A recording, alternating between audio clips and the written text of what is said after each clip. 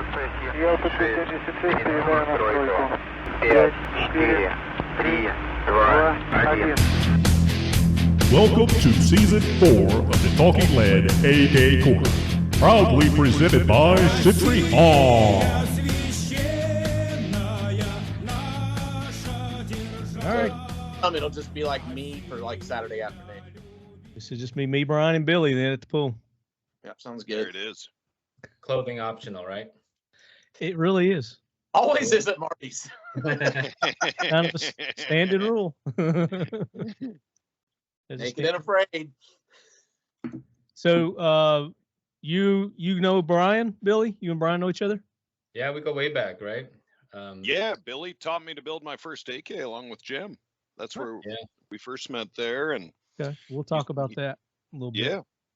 And then how long ago was that? Like, God, it must be like 8 years ago or something like that. Or it's getting on. I think it was 2014. Oh, okay. It may have been 2015, but I think it was 2014. Okay. Actually, I've got my certificate kicking around here. I think I'll go on mute and hunt for it so we can pull that up. I think your signature is on it, if I'm not mistaken. Yeah, I'll have a look here. That means something. You probably sell that, make a little dough. Little DO. I don't know about that, but so Billy Andrew is with Century Arms. Okay. Andrew and I have been friends for many years. Oh, you holding it up?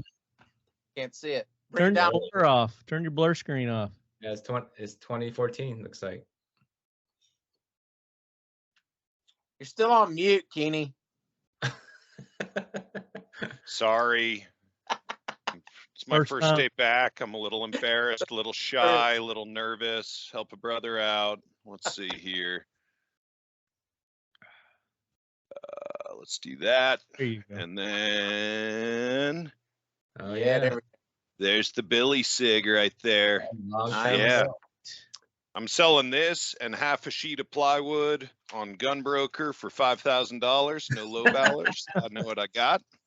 I'll give you I'll 6. actually keep that around OBO. for when we start recording. High bid gets it. Yeah. Cool. Well, I guess we go ahead and start without Jim. I don't know if he'll show up or not. He said he was. I know Arizona kind of has that weird time, don't they? Where it's like they don't follow daylight savings time. Oh, right. That might be a real thing. Yeah. Could be. I never know what freaking time it is in Arizona. So I've worked in nuclear physics for like 20 years, and I've used a bunch of survey meters, but never felt the need to have one until like 6 months ago. And I'm seeing this in my background right here. Nice. And yeah, check this shit out. Back in the day. Oh, nice. It's all tube driven too. Yeah, they're pretty neat. Oh, you know what I love about you, Keeney? I love that you match my equal level of paranoia. I love that. Well, that's what I'm trying to say is that, like, I worked with radiation for 20 years and never felt the need to have my own. And like, I fucking do now. Yeah, totally. And I love that you got one that's analog and tube driven. Well, yeah, you know what's up. Like, oh, I know exactly EMP hard. Yeah, no, totally. The new shit will not be useful if you actually need it. And I used to design tubes, and I kind of want to roll my own now because this older stuff has some issues with it. But that's for another. A few episodes back that you designed some tubes that were going into space, like coming up. Did they ever made it up there yet? Oh yeah, they're on Curiosity. Oh, okay. They're the one that's been up there for forever that they got in trouble for overbuilding because they overbuilt it. Yeah. Yeah, no, I did part of the power supply and part of the X-ray tube on.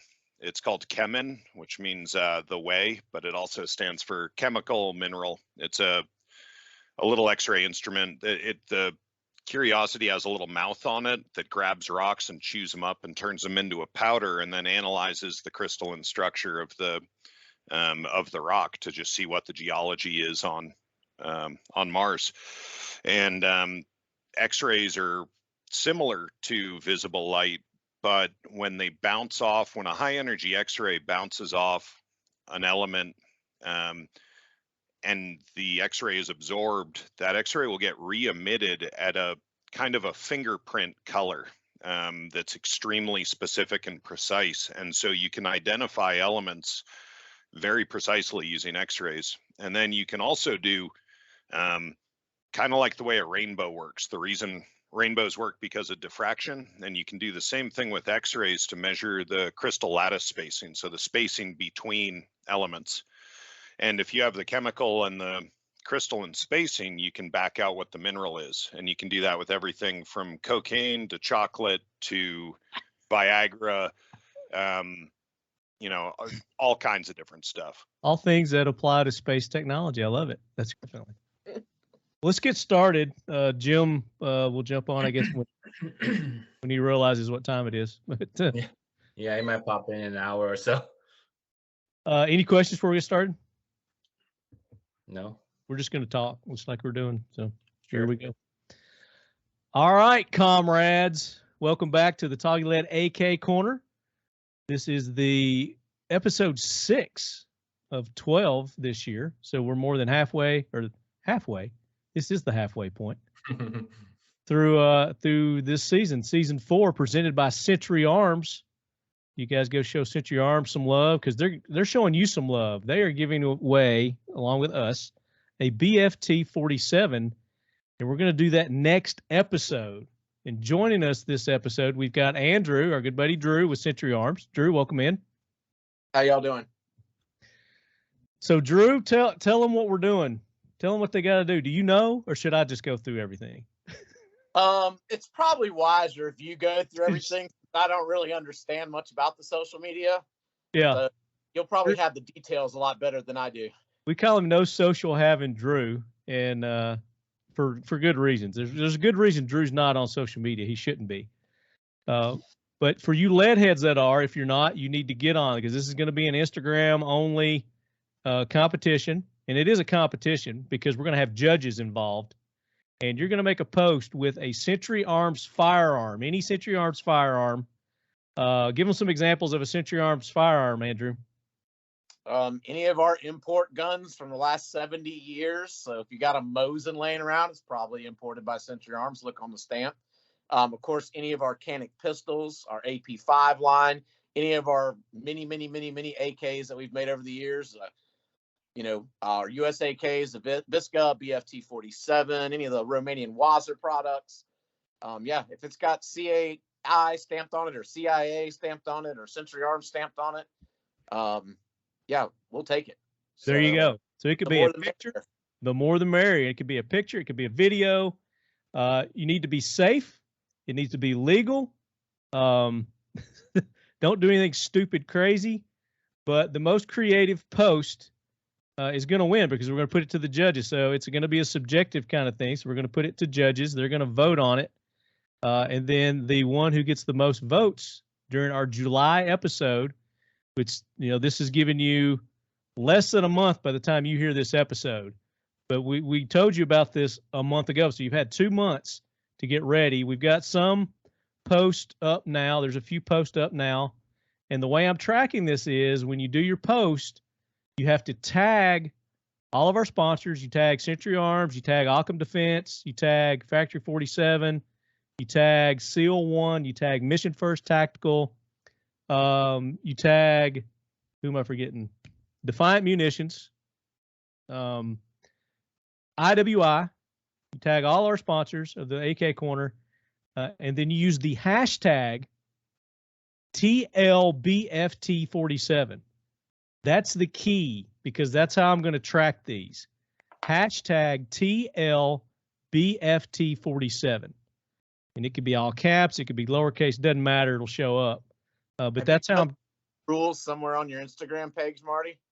Do I have the rules? No, they have to listen to the show to get the rules. This is a listener. I'm trying to make this a listener rewarded giveaway, so that just not any Tom, Dick, and Harry can come across our post and get involved with it. You got to be a true lead head. You got to be a true listener. for this. I like it. I like it. But here's a caveat that I'm adding. If we don't get enough participation, and I'm saying 30 to 50 entries in this, which I think is still low. We should be getting a couple hundred at least. Then we're not giving it away. You know, we'll come up with some other way. I'll probably get outside involved. We'll do some kind of gleam or something like that, or maybe we'll give it to Billy. I don't know. Yeah, maybe. Maybe we'll get to Billy to. Party's like, maybe I'll just keep it. Or maybe I'll keep it, you know, because I don't have one. I still don't have a BFT-47. They'll get there eventually. I'm jelly of whoever's going to win this. But you got a month, so you got plenty of time. Again, be safe. And if you don't have a Century Arms firearm, go to your local gun store and rent a Canic and take it out and video yourself enjoying it at the range somehow. But again, be safe. Don't do anything illegal. If you do, we'll turn you in. I'll turn you in. I'll be a freaking stool pigeon, and I'll turn you in. So don't send me post anything that's stupid, unsafe, or ridiculous. But make it cool. We've got some examples up right now. If you search the hashtag TLBFT47, you can go see what some of the other lead heads have done. So, and I know some of you are probably waiting to the last minute because you don't want anybody to copy you. And I understand that, and that makes sense, but you're going to dick around and you're going to miss the cutoff because I don't record the 15th of every month. I record before. Like this show's being recorded, this is the 8th of the month. So whenever I can get the crew together to record the show, that's when we're going to do it. So I would say to be safe, sometime between the 8th and the 13th would be like, I wouldn't wait any longer than that, but there you go. So I want to see more participation in that. But this episode, we're going to continue the giveaways. We got more from Seal One. We're going to give away a big package of Seal One products. We're going to do the jump trays from Mission First Tactical. Andrew's got some more mags to give away. And no telling what else. Maybe Brian's got a hat or a T-shirt or something he wants to throw in. Pete is throwing in a box of 7.62 by 3.9. So one of you lead heads is going to get a box of the 7.62 by 3.9 from Defiant Munitions. But yeah, so it's going to be a good show. And we're talking parts kits today. So I brought in some experts on this. Just got introduced to Billy Cho and was excited to have him on. And this was through one of you lead heads. One of you lead heads actually introduced me to Billy, and I'm really glad that you did. And I'm really glad that Billy was cool enough to join us today. So Billy Cho, welcome in. Thanks for having me. Yes, sir. Yes, sir. So the name of your company now is Born Armory. Born Armory. Yeah, I stay relatively low key. I don't spend any money in advertising and all that. So been fortunate enough to have people buy stuff from me since the beginning and not have to advertise. So a lot of people don't, unless you've been around since the 2008, 2009 up to 2015. A lot of things happened with the AK community, and a lot of people have kind of forgotten about me, which is fine. I don't think so. Everybody I've talked to knows who you are. Yeah, and so a lot of people kind of maybe don't know who I am anymore, the new generation. Well, we're going to talk about what it is you're doing now, and you're also into some knives, so we'll talk about that a little bit too. And then also joining us, I'm excited to have my co-host back. Ladies and gentlemen, the return of Brian Keeney with Occam Defense. Yay! Very happy to be back and for life to be getting a little closer to normal while the world is doing what the world is doing. I don't think it's ever going to be our definition of normal again. It's constantly progressing one way or another, There you go. But in any case, very happy to be chatting AKs with some wonderful people today, and looking forward to a good talk. Yeah, we're going to talk home builds, parts kits. Got shift tons of questions from our lead heads that we're going to go over. Hopefully we'll cover most of those during our general discussion here. Maybe, we talked about it in prior episodes, but the 922R compliance, because that's going to go in with your home build, something that you definitely want to keep in mind when you're building your own AK-47. And then, obviously the tips and tricks here from the experts we're going to talk about. And hopefully Jim will jump on and join us as well. Talked to him earlier today, and he was cool with it. So I think you guys are probably right. Time zone probably got him jacked up, or daylight savings time. Who knows? He's in Arizona. So I think I covered all the main things there. Our sponsors, make sure you go show them some love. We'll talk a little bit more about them. I'll give you some discount codes here in a little bit toward the end of the show, so you can save some money on awesome products. But the home build kits, the parts kits, I think what a lot of people are afraid of right now is that new ATF ruling. And they're like, how's this going to affect me going forward? And the answer to that at this point in time is we don't really know clearly, because the ATF hasn't, stepped in and actually clarified what their ruling is. They've got, I don't know how many pages that document it is. You can go online. A lot. Yeah, it's a lot. I started reading it and dozed off. But there's smarter people than me that are going through that and whatnot. And I think you guys probably have a better grasp on what's going on with it. And maybe we start there before we get into the actual discussion, because I know that's probably first and foremost on a lot of people's minds. So, Billy, what do you know as far as what we've been given so far? How's your interpretation going? And we are not attorneys, so. Yeah, it's really hard to say. I did the same thing where I read over it and I was like, this is just too much. You know what I mean? Yeah, right. Yeah. And so what my dealings with the ATF have been is that they can always change things on a whim and reinterpret things however they want, or make up things on the fly, And so when we first were doing build classes, we went through, doing out-of-state build classes, and that was a whole ordeal on trying to figure that out. And they made new laws based off us doing that. And so, I'm probably as kind of like, just kind of waiting it out and trying to see what's going to actually happen before I make any kind of major decisions or things like that, or incite any kind of panic or things like that. But sure. I'm not really 100% of an expert on what everything means, just like everyone else. It's just like you said, though, too. It's whatever they interpret it as whenever they want to decipher and interpret it. It could mean one thing one day and something else another day. Yeah, 100%. That's why industry people have to wait until we get a definition from the ATF, because they'll put out this and one agent says this, one agent says that. So you have to get clear definitions of this stuff sometimes. But yeah, there's no definition for clear either. They're not very clear. But what we're talking about is the summary of Final Rule. It's 2021 R-05F, definition of frame or receiver and identification of firearms. And you can go on their website, like I said, ATF's website, and it's there. And I'll have a link in our show notes that you can go to go check it out. Definitely go down a massive rabbit hole here. So I would say let's just stick to how this would affect AKs. Because if we get into how it affects everybody, I think we're going to be in for a whole separate. No, and I completely agree with that, because an AK receiver is completely different than any other firearms receiver. So, yeah. So I can tell you specifically how it will affect AK builds. Okay.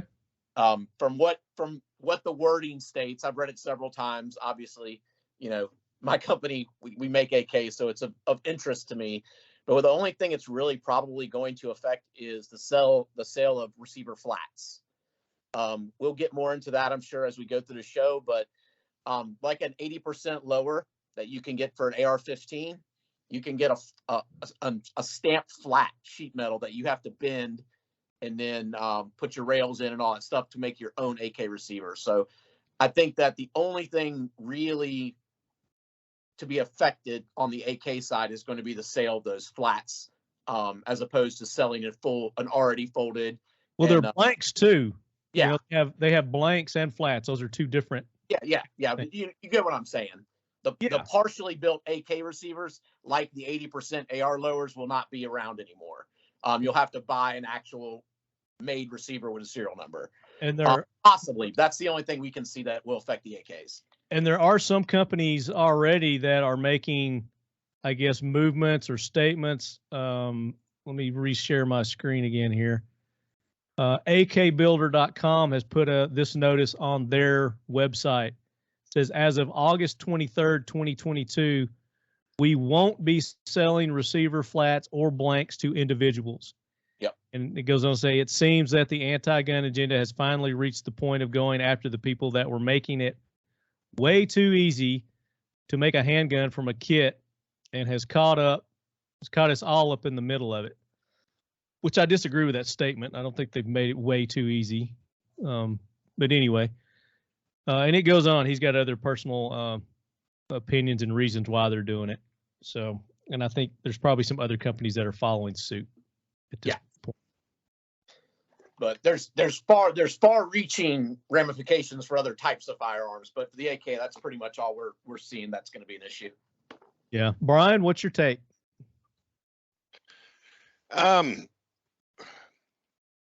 My blanket statement is that all gun laws are infringements, which I think everybody in this call probably agrees with.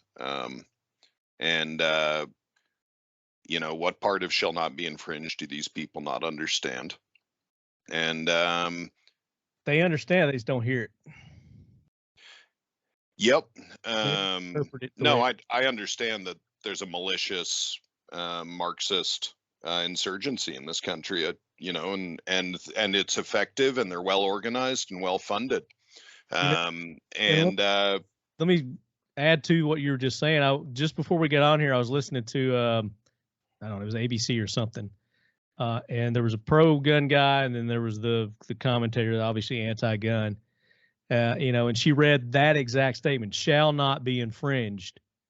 And she said, but that doesn't apply to, and it doesn't say anywhere in there that applies to, you know, anyone under 21, which, you know, their big thing now is they're trying to raise the age limit from 18 to 21. You know, but my whole thing is it doesn't have any age. It says Americans, all Americans. Are 18-year-olds not Americans? You know? There's a wonderful expression that if you think it's time to bury your guns, it's actually time to dig them up. And I hold with that very strongly. And I'm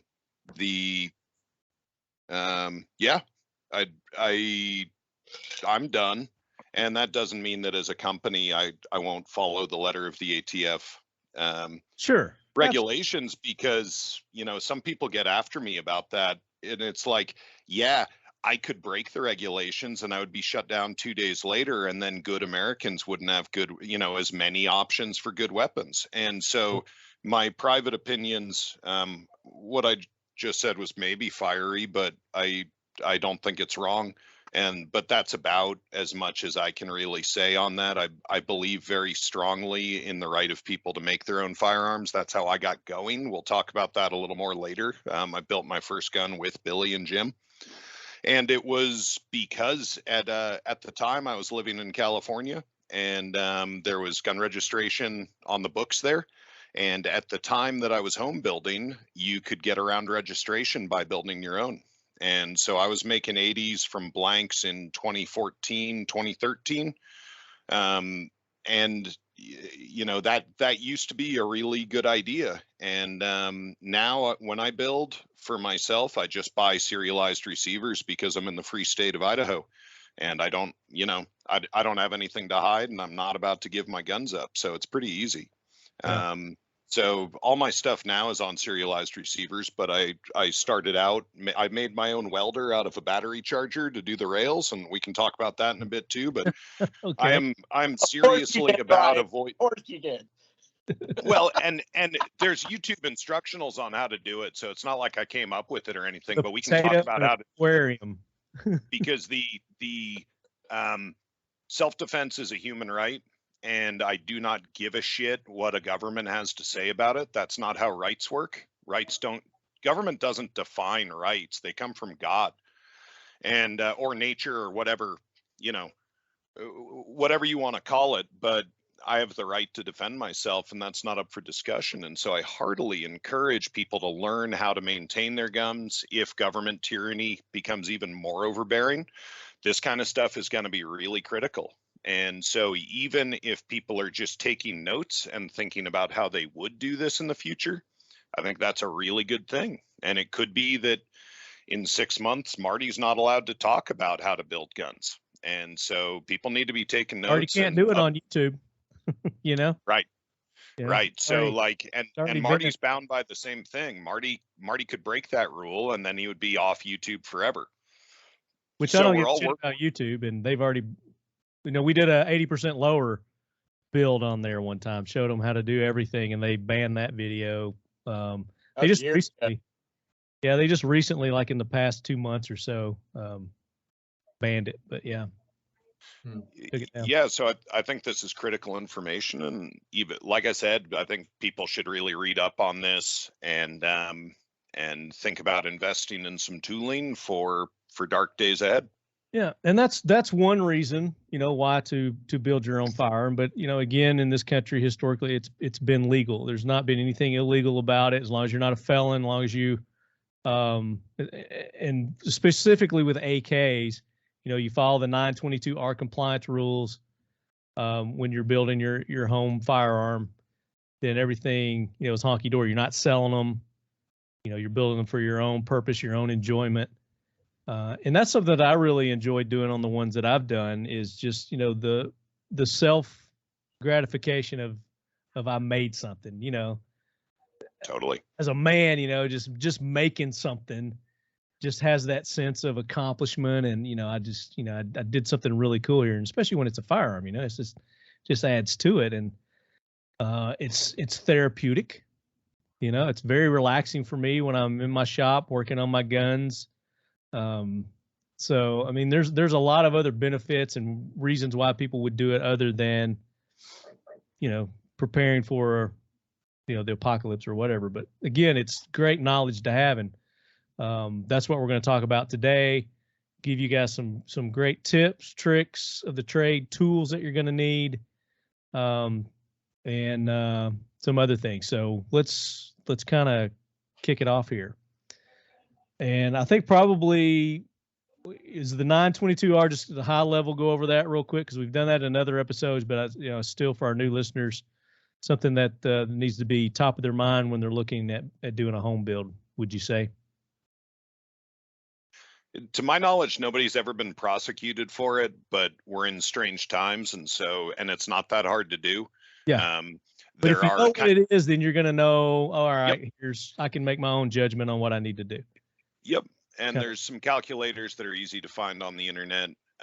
But the basic pitch is, this goes for foreign parts kits. So if it's made in America, you don't have to worry about this. That's correct. Yeah. Right. And if it's a pistol, you don't have to worry about this. This is just long guns. True. So generally speaking, see, I make a really weird variety of gun in terms of how the AK normally goes. But if I remember right, if you swap out the piston and swap out your fire control group, you're pretty darn close right there. It can get hairy if you want to use original furniture, foreign magazines, and your piston. I don't think that's doable. So you change a few things and life's pretty easy. So what's that number? What's that magic number that they've around 6 for a stamped receiver? Say again. What I was told. Say it again, Billy. It should be around 6 U.S. made parts for a stamped receiver. Yeah, it can be 6 or 7 depending on the firearm. Some AKs have different features that others do not. Such as like the Segas, they only needed 6 when they came in. But like, say you were building off a parts kit, you would need 7 on some, because they count bayonet lugs. So if your gun doesn't have a bayonet lug, that's a point that's not there. So that's where the difference typically, I'm not going to say always, because as everyone here knows with AKs, there's no always answer. Right. With milled receivers, I believe there's 4 parts. Yeah. So. Yeah. So it changes between, but typically 6 to 7. And then, I mean, a lot of people don't realize it also applies to things like SKSs. It applies to anything. So, but AK world, anything imported foreign yeah, wise. but you want to be careful. That's a long gun. That's a Yeah, long It's gun, not pistol. pistols. Yeah. Yeah. So, Yeah. but you do want to be careful because, I mean, a U.S. manufactured magazine counts as 3 parts. But if you use a foreign magazine in the gun, you violate the 922R compliance. So Brian's correct. You want to try to do internal parts, but what you can do is the fire control group counts as 3 parts.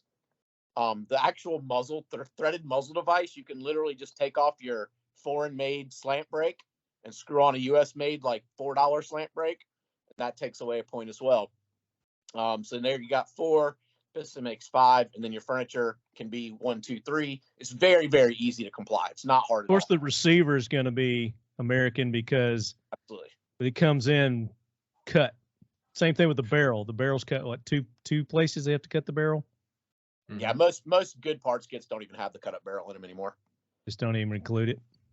And the one thing to prevent confusion for our listeners when they go to actually do this worksheet, correct me if I'm wrong, Billy and Andrew, but I think it's the maximum. It's actually the maximum allowable. Even though we think about subtracting parts, it's really about the maximum allowable count of foreign parts. And Yeah. so if Right. you guys are getting confused, remembering back on this, just remember that the law is upside down from the way most of us think about it. Yeah. And But yeah, what, definitely go back and listen to that 922 R compliance episode that Marty did. He'll post that episode. What number that was? yeah, I don't know what it is right off, but if you just go to my website and search AK Corner with a K, some of you still don't realize that it's a K for the corner, and that's okay. But yeah, you'll find it definitely. So that's something that you want to keep in mind. And there's web pages and there's videos and things, and our podcast. You can go back and listen to that to get the full details on that, because I don't want to spend a lot of time on it. Because I know what more people are interested in are, how do I do it? What's your tips and tricks?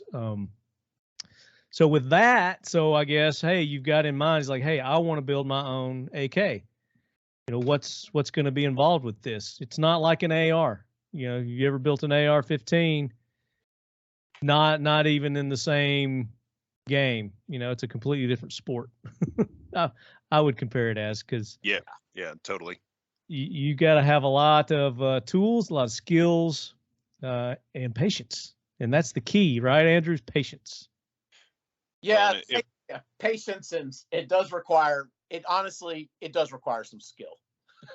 Yeah, got to have some skills. Well, and I'll quote Ernest Hemingway here that all first drafts are shit. And he was sort of the master of minimalist prose, right? And your first AK is going to be a total friggin' turd. And so my advice would be to get over yourself and do it. And you will be a better operator and a better armor at the end of it. And you're going to be putting in your time. But it takes several guns to get to where you could, really call it a fighting gun and not, hey, this is a thing I made and it's an art project. Mm-hmm. Here you go. There's a difference there. And as you say that too, some people are just saying, hey, I just want to build, one.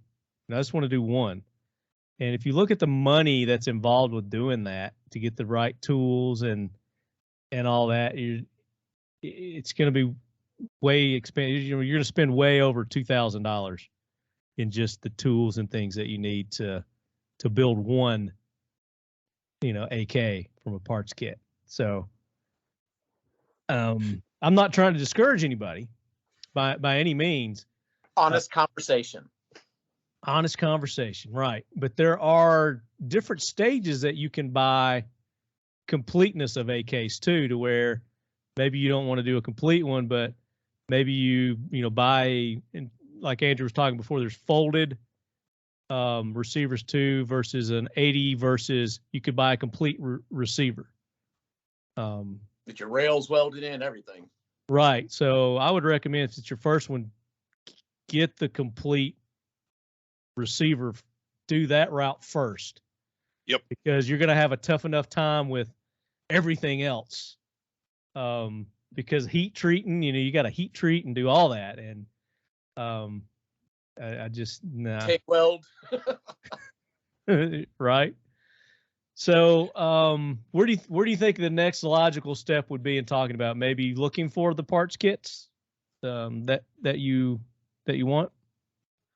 I think honestly, you should probably invest in the tooling first. You know what I mean? Just so I guess it wouldn't hurt to have a parts kit, but a lot of times I've met a lot of people that bought parts kits and said, I don't think I could do this, and they end up selling it. You know, so but once you have the tools, it feels like you're already committed.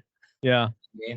And so the cost on the tools it can be pretty high for individual, but I always tell people, get a group of people, you know, do a group buy, share the tools, you know, at least just get started from that point.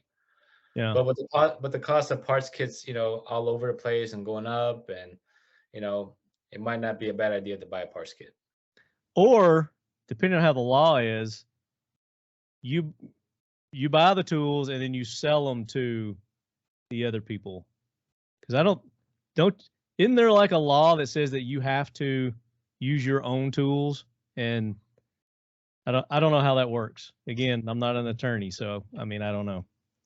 So, you know, when we were doing the AK build classes with Rifle Dynamics, you know, one of the snags we came across was doing classes in different states, because they're saying that basically that we were manufacturing outside our licenses jurisdiction. And we did everything legally. You know, we sent receivers out, people to FFLs. They got a background check on the receiver so that we would just show up and they'll bring their registered receivers and build the guns. So, you know, like most things with the ATF, it's a lot of times it's mostly about money. They want to know who we need to charge that excise tax to, you know, and so it's revenue generator. Right. And so and examples. They want to make examples out of people too. Yeah, so I think as far as just having tools, the weird thing is, I think if I didn't have FFL, I can go and teach that class, no problem. You know what I mean? But since I have one, there's all these extra rules that, you know, basically they want to know who to tax. Yeah. So I think as an individual, if you were to buy the tools, and you can sell them with no problem. They're not a firearm, you know, and so yeah, it's like selling a drill press or something. I'm just saying, you know, like you were saying, instead, you know, like a group of people go in and buy it. It's more about buy it yourself, and then anyway, let's talk about the tools. Let's talk about the tools that they need. It's because you want to go tools, and then we'll talk about parts kits. So I'm getting into this. I've got my AR tools. You know, I build ARs.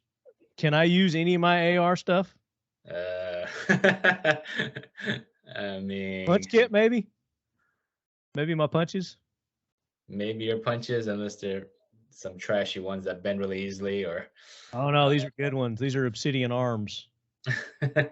Well, if they're roll pin punches, again, the answer is no. You know, if they've got the ball on the end of them, which is pretty common on the AR-15 stuff, that's a no-go too.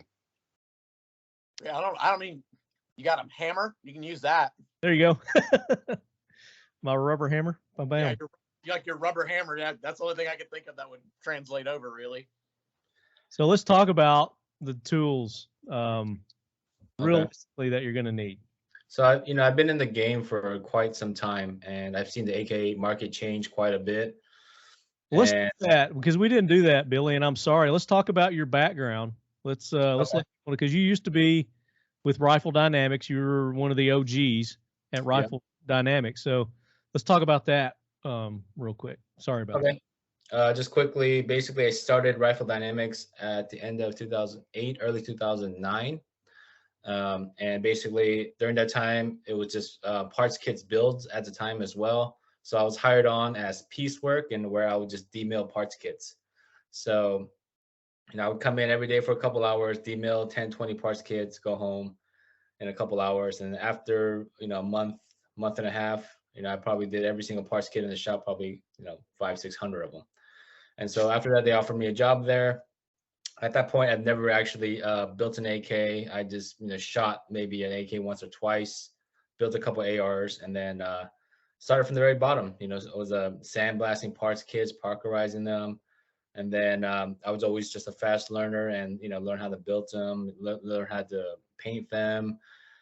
And so within 2 years of working there, I became a production manager And then 2 years after that, they made me partner at the company. And so, hey, there's Jim. So we figured you were on Arizona time, Jim. So there he is. What's up, brother? You're muted. I think you're muted, Jim. Like, fuck it. I can't hear you. You're muted. Your microphone's not working or something. Nope. You're not muted. It must be your microphone. Are you on your phone or laptop? Laptop. Still can't hear you. Go to maybe the Skype settings. Maybe you got to activate it in the Skype settings. There's 3 little lines up at the top. Let me do a screen share.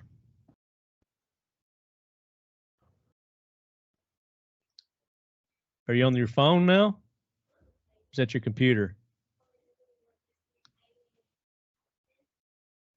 Still not working. Must be your internal mic on your laptop.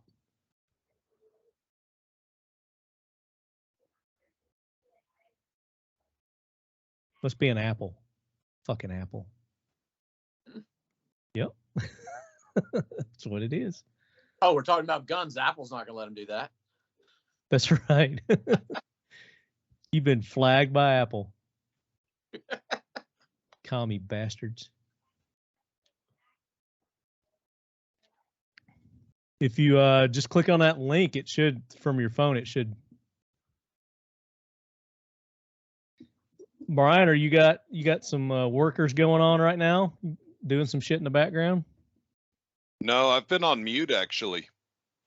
No, I mean in your shop. You got your shop running right now? Oh yeah.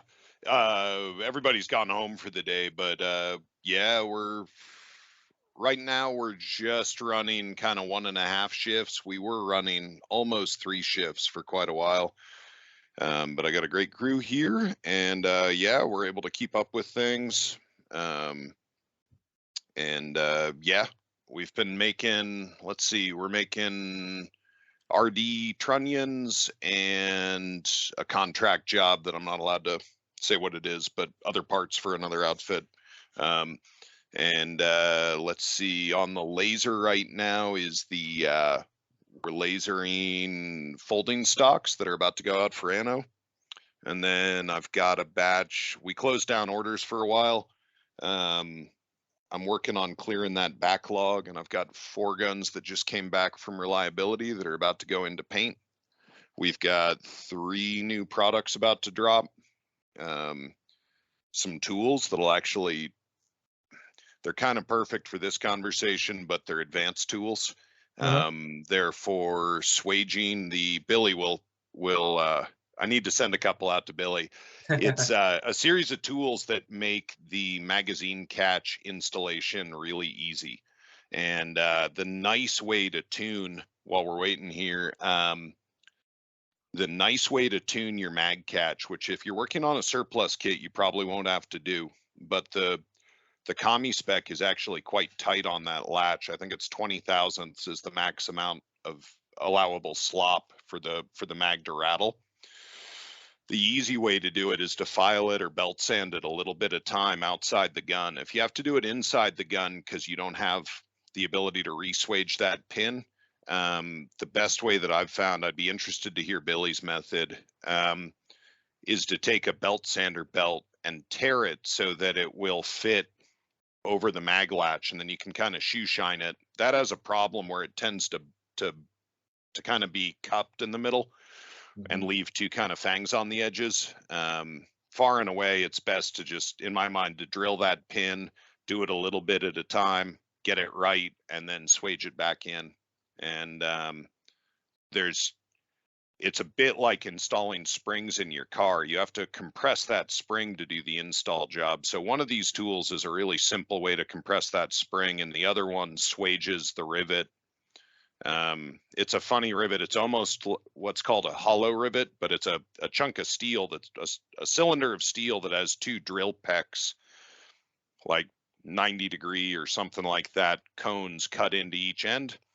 And then you take ball bearings in the tool we have, and I think probably in the Kami tool as well. And then you crush the tips of those inverted cones to capture that axis pin in the trigger guard.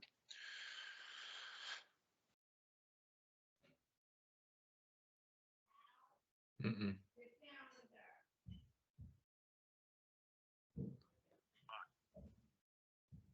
So I can hear you on the phone. So this is your phone right now. You're on. You can hear me now? No, just through the phone. Hang up the phone, Marty. Okay. It's not going to give him audio on 2 different calls at the same Oh, time. here, let's do this. Let me hang up, and let's see if that works. Okay, hang up.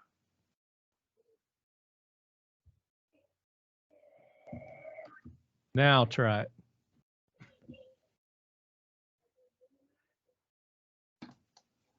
Let's see. View profile.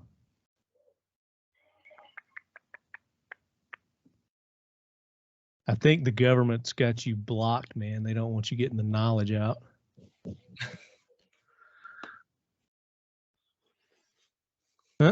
That's weird. That is weird because it wouldn't work on his laptop. It's not working on his phone.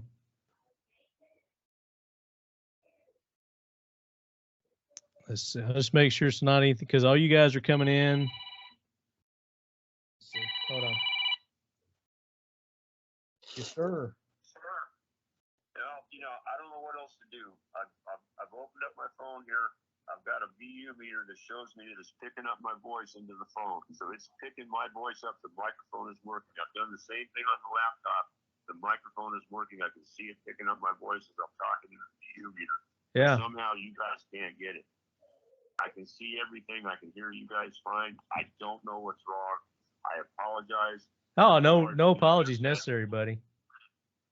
You know, it's just Technology, man. It's I just just don't know what else to do. I mean, I've checked everything that's possible, and it all everything here says it's working. So I don't know what to say. yeah. I don't know. I'm at a loss. This has never happened before. So sorry, man. If you figure it out, like I said, jump on. We'll be on here for a little bit longer, and if not, I'll get you. Recording this tonight. It's not live. No, it's not live. We're recording it. Oh, I'm sorry. Okay, I didn't realize I thought this was a live thing. No, I don't ever do live. You know that shit. Well, I need it. Just because of this instance right now. Because you never know what the fuck's gonna happen. So. Well, I don't know what else to say. Man, I really wanted to do this, guys, but I'm sorry because you passed a couple of times. I couldn't do it the last few times you wanted me on. Well, I can't seem to get there this time. I'm gonna have more. Talk to Billy too. I don't even talk to Billy hardly that much either. Yeah. Well, we're disappointed, but like I said, if you figure it out, if not, don't worry about it. Relax, and I'll get you on another one. We got a lot of good stuff coming up in episodes. Well, I apologize, guys. I'm sorry. No, man, I'm sorry. Everybody, my love. We'll do. If you want to sit on and listen to us, you're more than welcome. All right, man. All right, bud. See ya. All right, bye. Catch you later. Thanks. All right. That is odd. It's never happened before. Yeah.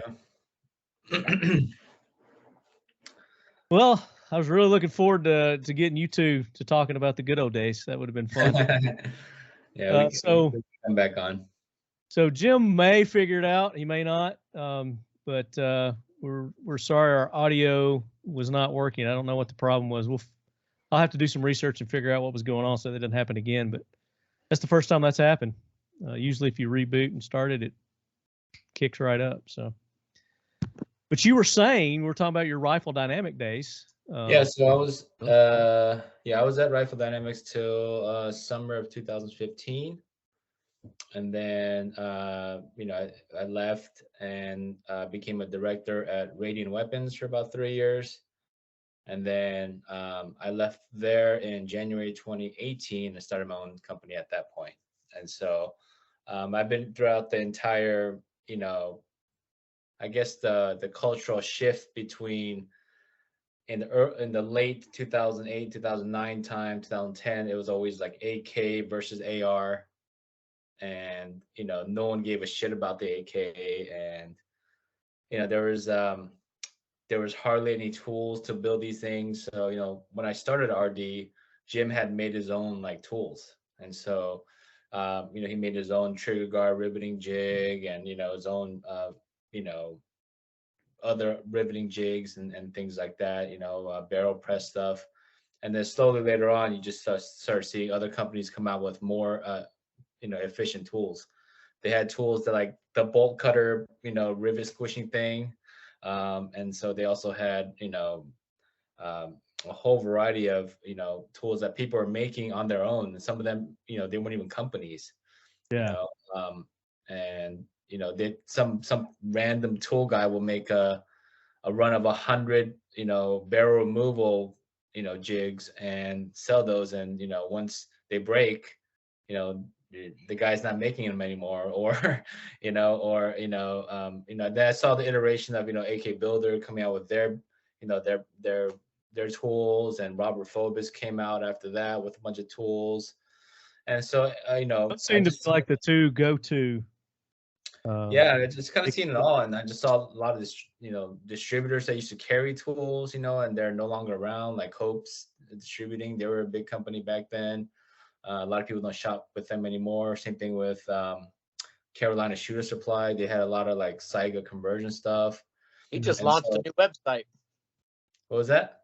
He just launched his new website the other day. Who? Carolina Shooters. Oh, okay. Yeah, that's right. Yeah, so they've been good guys, and so I just seen the whole iteration of like, people like, I only shoot ARs, I only shoot, AKs, and the AK was like the redheaded stepchild, and they weren't easy to build, so nobody was making tools for them. So I kind of saw the iteration of all the tools, and now just the popularity of social media guys and all that. The AK is super popular, and everyone has one along with an AR, and everyone just kind of shoots both, and it's kind of really come full circle. Yeah, and that's something we talked about in past episodes, is the surgence of the AK, the increasing popularity of the AK, because like you said, when you guys were kind of in the beginning stages back 10, 15 years ago, 20 years ago, it was the redheaded stepchild. It was the communist gun, get that commie shit out of here, kind of attitude. And it's drastically changed with obviously the advent of social media, but through movies as well. Because in the day, the AK was the bad guy weapon. Mm-hmm. You're seeing more and more, even in the movies and TV shows, the AK, especially, this movie, Red Dawn, even though it was the bad guy weapon, the good guys were using it. They used it against the bad guys. So, yeah, I just thought about this morning. My first AK 32 years ago. 32 years ago. You still have it? Hell yeah, I still have it. You still have it? Nice. Yeah, it's a Polytech underfolder spiker. Nice. Got it for my 12th birthday. Happy 12th birthday. Yeah. Holy shit. And now they're changing the laws to you got to be 21. Well, I mean, I got it for my dad for my birthday. Obviously, I didn't. I guarantee you walked into J.C. Penney's and you bought that AK back in the day. Man, you'd be surprised how some of those department stores back in the day. Roebuck. Yeah. No, that's awesome. It's awesome that you still have it. We'll have to have you show it off one episode. You've shot it before, Marty. Oh, I have? My Chinese spiker? Oh, yeah, I've shot that one, yeah. It was a delight.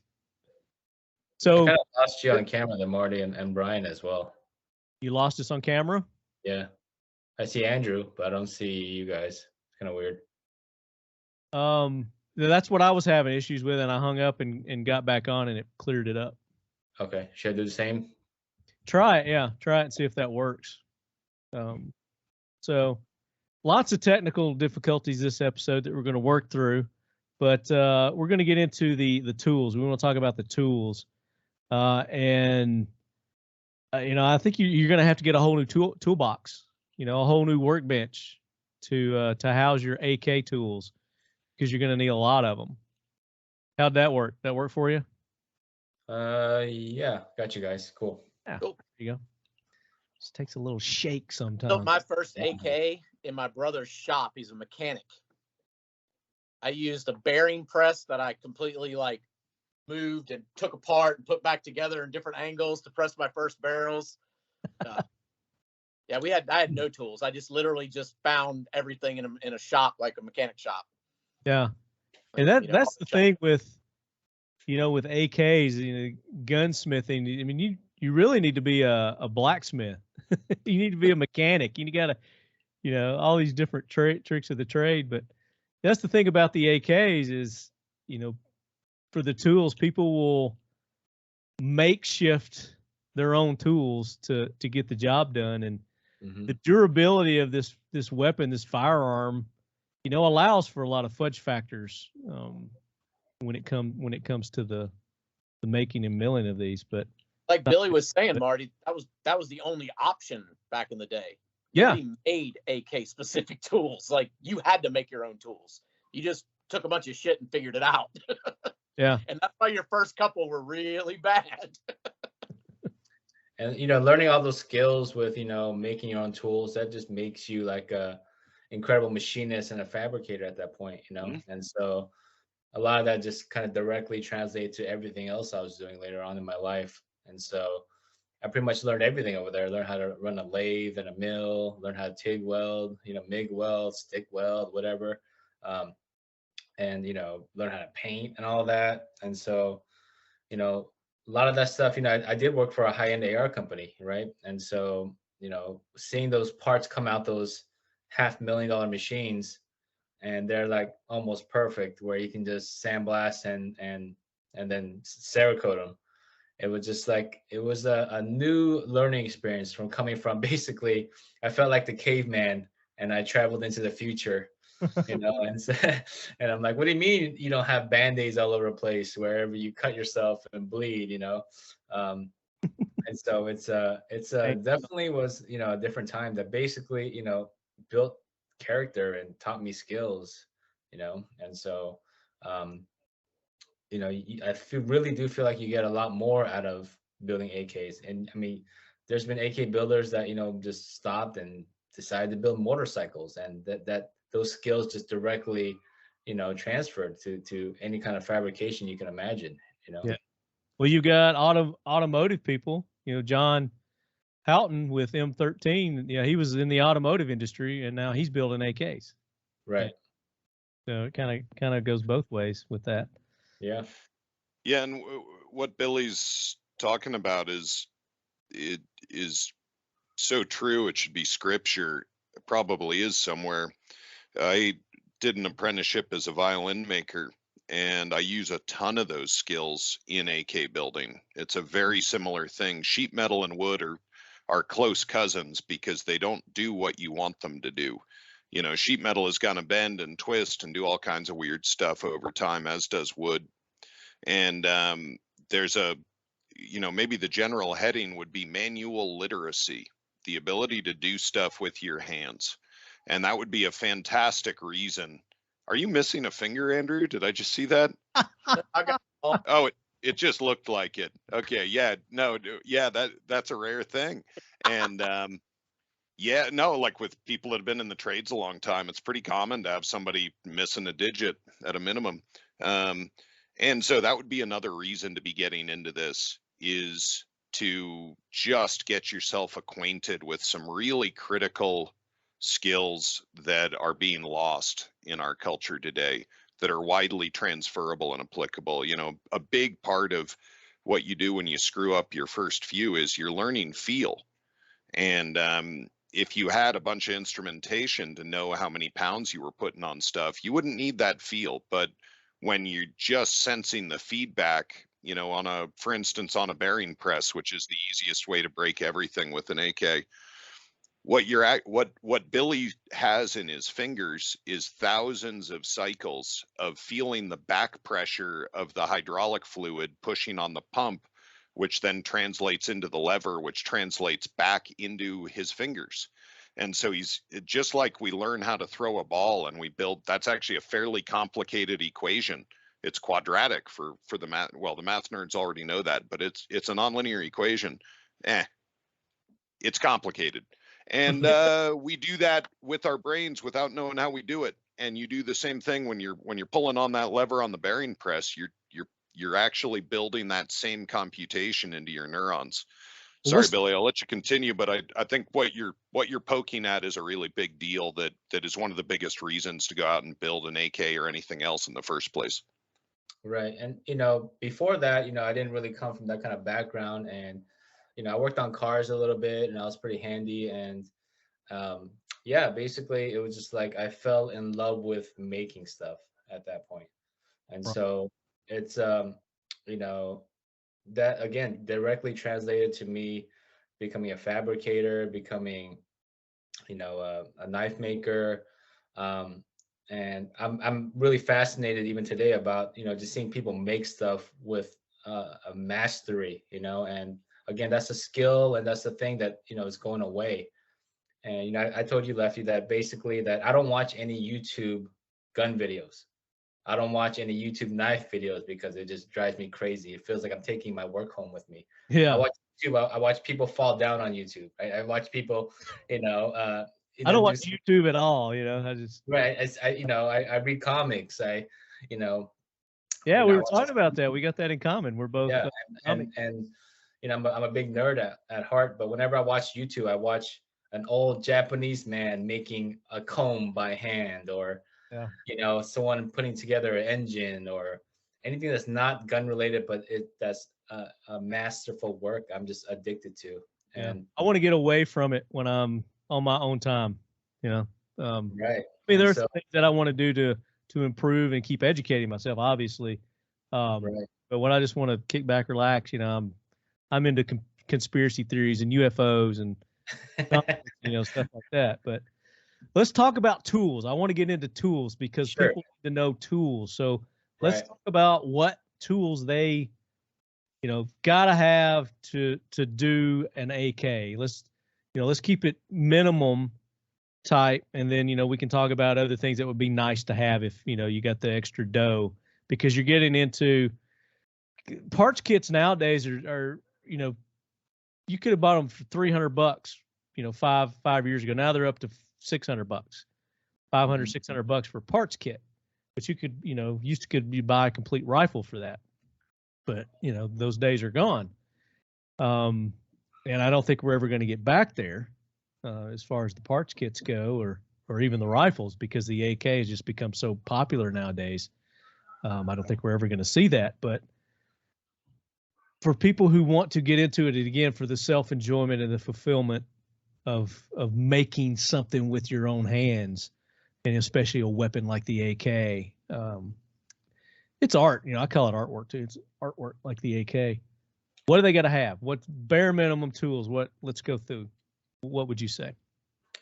Drill press, right? At least, unless maybe your stuff already has holes, but still, you probably would still need to get a drill press.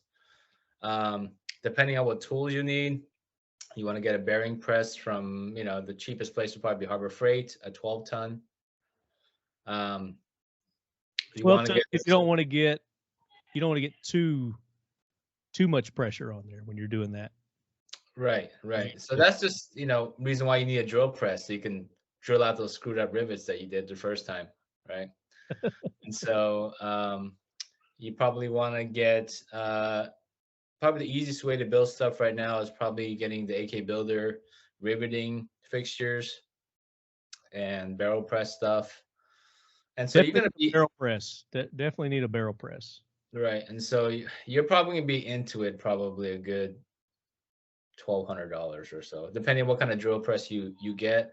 A more solid drill press would be a lot better, because, if you have a Harbor Freight drill press, they have like that table that is essentially the flat part where you put, your fixture or whatever, your AK receiver. And a lot of the cheaper ones, the Chinese ones, will have a lot of flex on them. So if you try to drill it, it'll cock to the right or the left, no matter how hard you tighten it down. So, a heavier work table right there on your drill press will benefit you. So, and spend a little extra on your drill press, just like you said, so you don't get that, that stay and whatnot.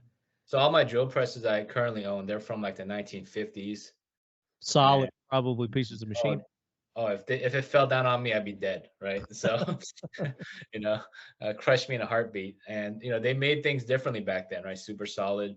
So go on Craigslist, Facebook Marketplace, look for a more robust drill press, and then everything else you can be easily bought with modern stuff today. Yeah. And then there's a bunch of other tools out there. I mean, what's essential? I mean, obviously you need the barrel press, you need the hydraulic for the hydraulic 12-ton press. What about like if you screw up the barrel to get the barrel out? Right. So you're gonna need some headspace gauges as well.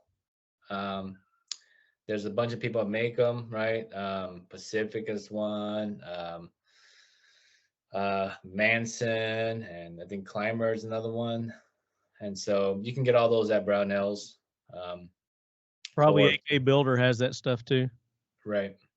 So then, you need a different barrel press. Robert Phobos has one with a barrel press for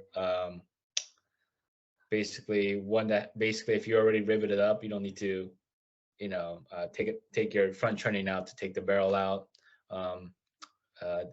That design actually was based off another person that made it a long time ago. One of those guys I talked about, where they basically made a run of tools and they stopped making them. And so Robert, I guess, saw a need and then he started making his own version of that. You also need a barrel pin press. And so most of the stuff you can get from either Robert or AK Builder. Yes. So I've got, for our viewing audience, I've got that Phobos website pulled up here. And this is based off if you aren't making your own receivers, right? And you're not welding your receiver. You're buying maybe currently 80%ers or full serialized receivers and things like that. So there's also the option of buying guns, that are pre-headspace, like Arms of America. They sell kits that are pre-headspace. So, but what I've noticed is, like with a lot of those kits, sometimes whenever you do check the headspace after everything's built, it might be a little bit too tight. So that's why it's good to have headspace gauges. So punch set, right? So something nice and hard. I use Starrett punches myself. And sometimes, it's good to like get a bunch of, 1/8 inch or 3/32 Starrett punches and cut them to different lengths. So you can have a starter punch to knock out, your gas block and front side pins. And then just gradually get larger and larger as you drive the pins out, because those pins can be super stubborn. What about jigs? Yeah. What kind of jigs you're going to need? Rivet jigs. Right. So block jigs. Yep. Right. So you can, the gas block jig, I don't think it's really necessary. You can use just like a bench block, or you can make your own, if you're at that point, or, use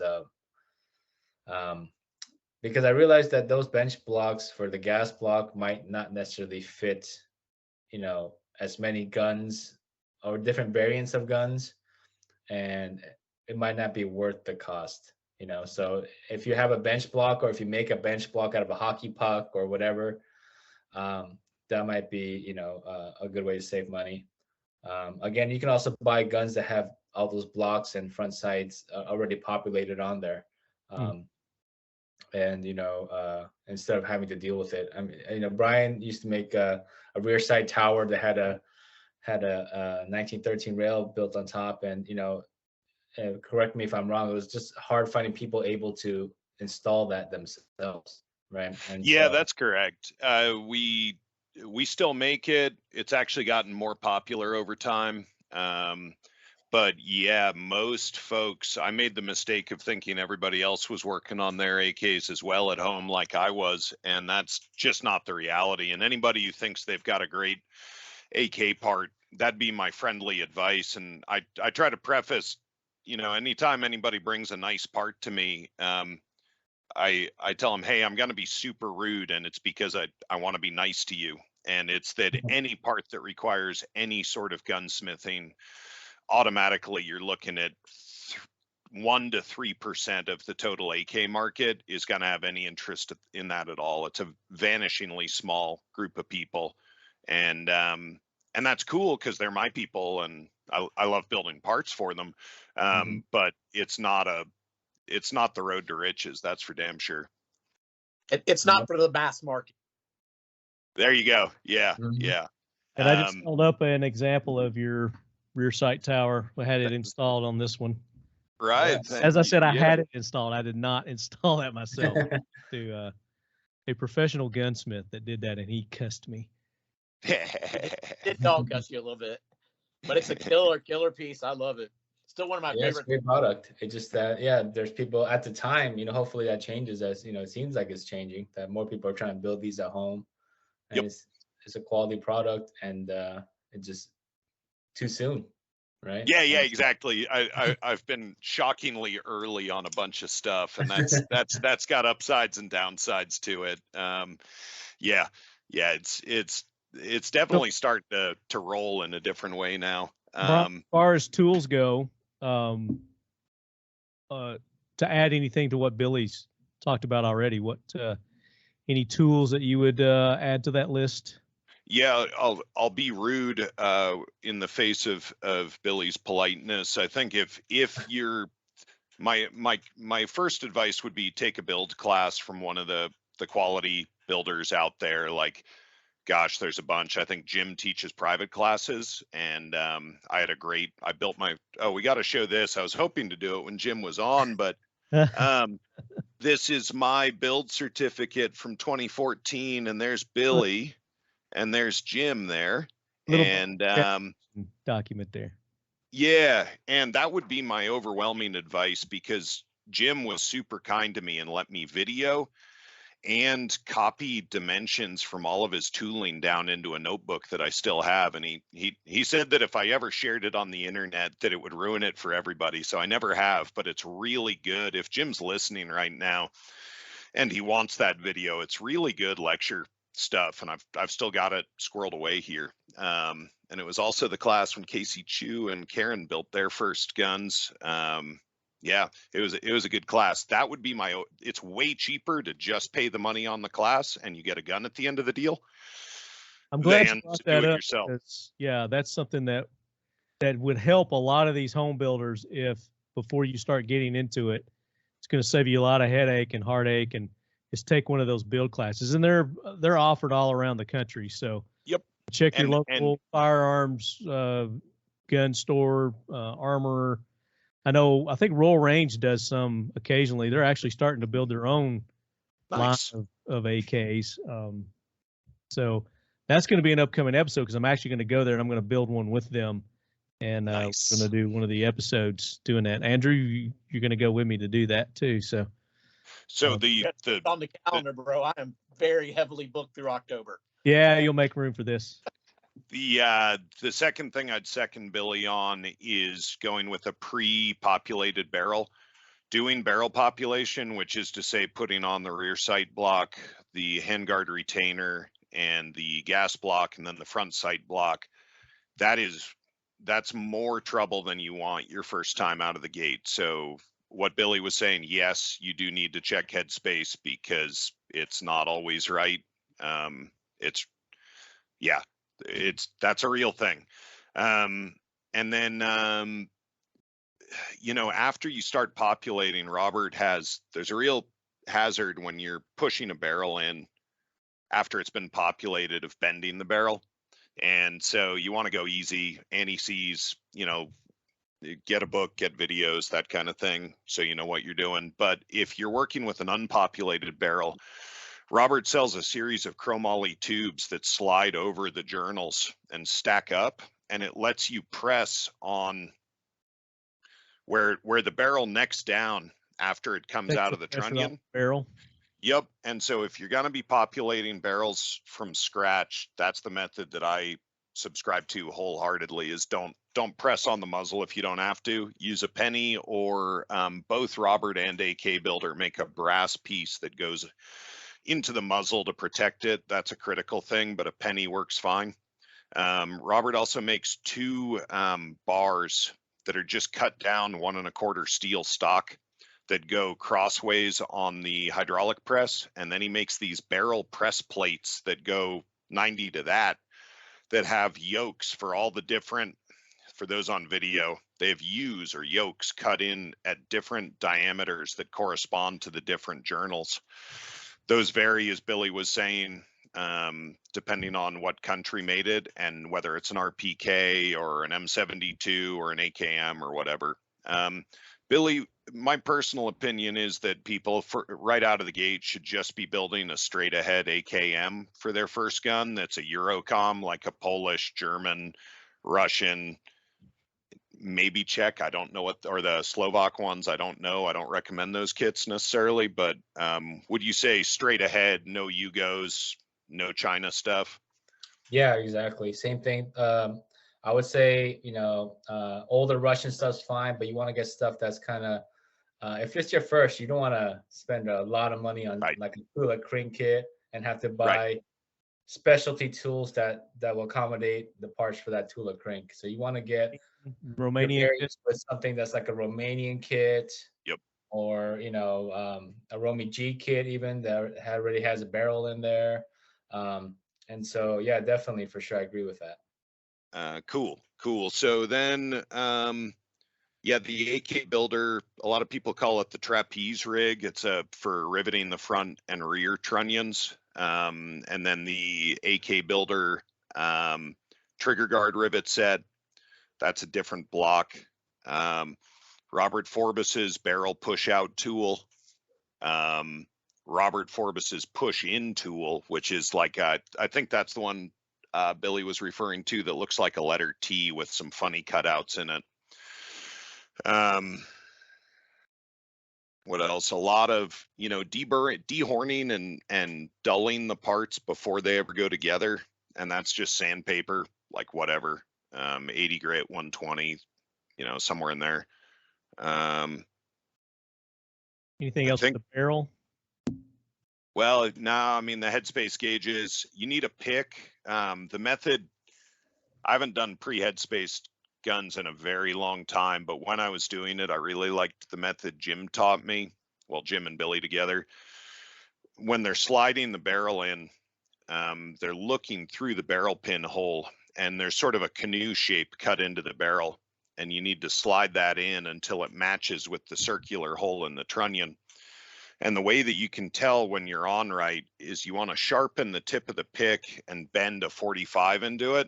And they make picks like this already, but my favorite one was a fish hook, a large saltwater hook that had good steel that was already sharp, and I managed to sharpen it more.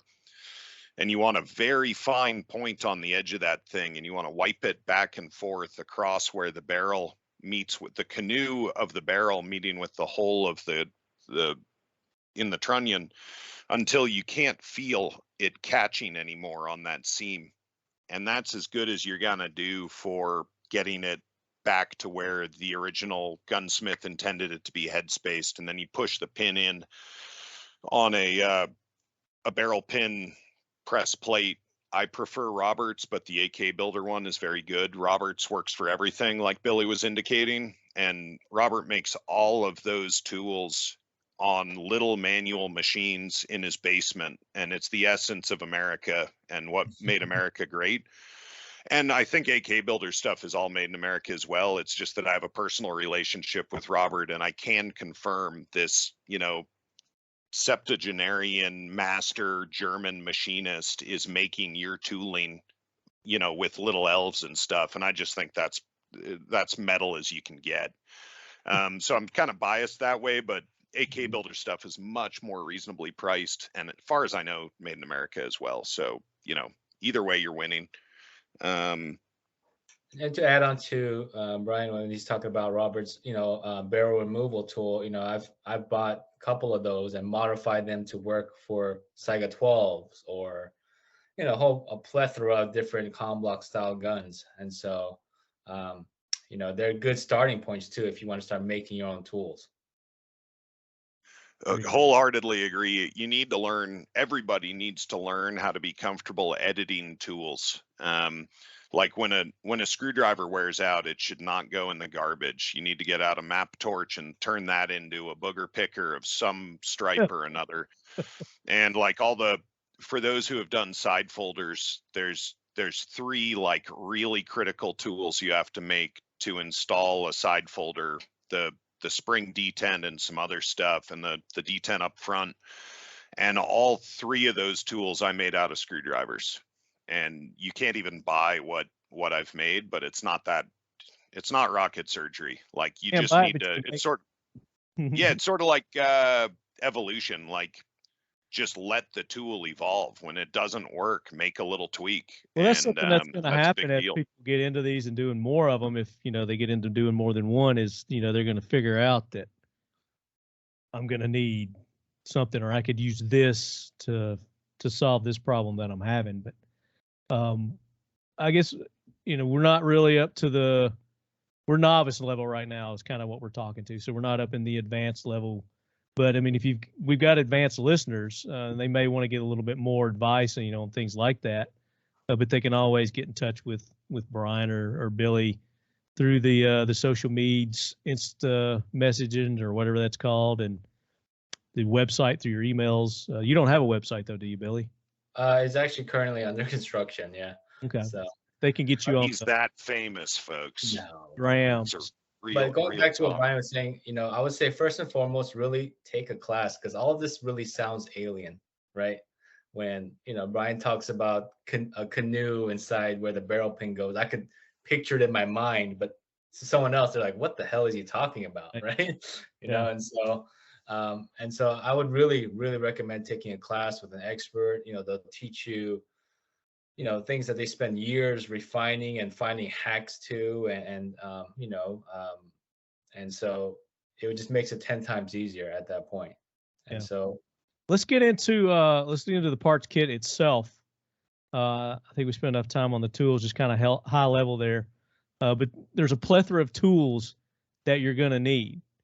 And like I said, you're probably going to drop over $1,000 on tools if you're not making them yourself or don't know how to do that yourself. And we didn't even get into the flat receivers. If you're going to be doing your own receiver 80%ers, there's a whole nother set of tools that you're going to need for that also. So that just compounds and adds to it. But the parts kit itself, talk about what people need to be looking for in a parts kit. It's like, okay, I'm online, I'm looking at, is this a good parts kit? What are they looking for? I mean, go ahead. There's a couple of different things, Marty. Some people are buying them for the collectability or for the authenticity. Okay. That's why a lot of people buy parts kits, because they want a gun that they can't buy. You can't get certain firearms in the United States imported. The only way you can get them is with a parts kit, and then you can build them. So I think there's a large group of people that get into it for that very specific reason. A good point.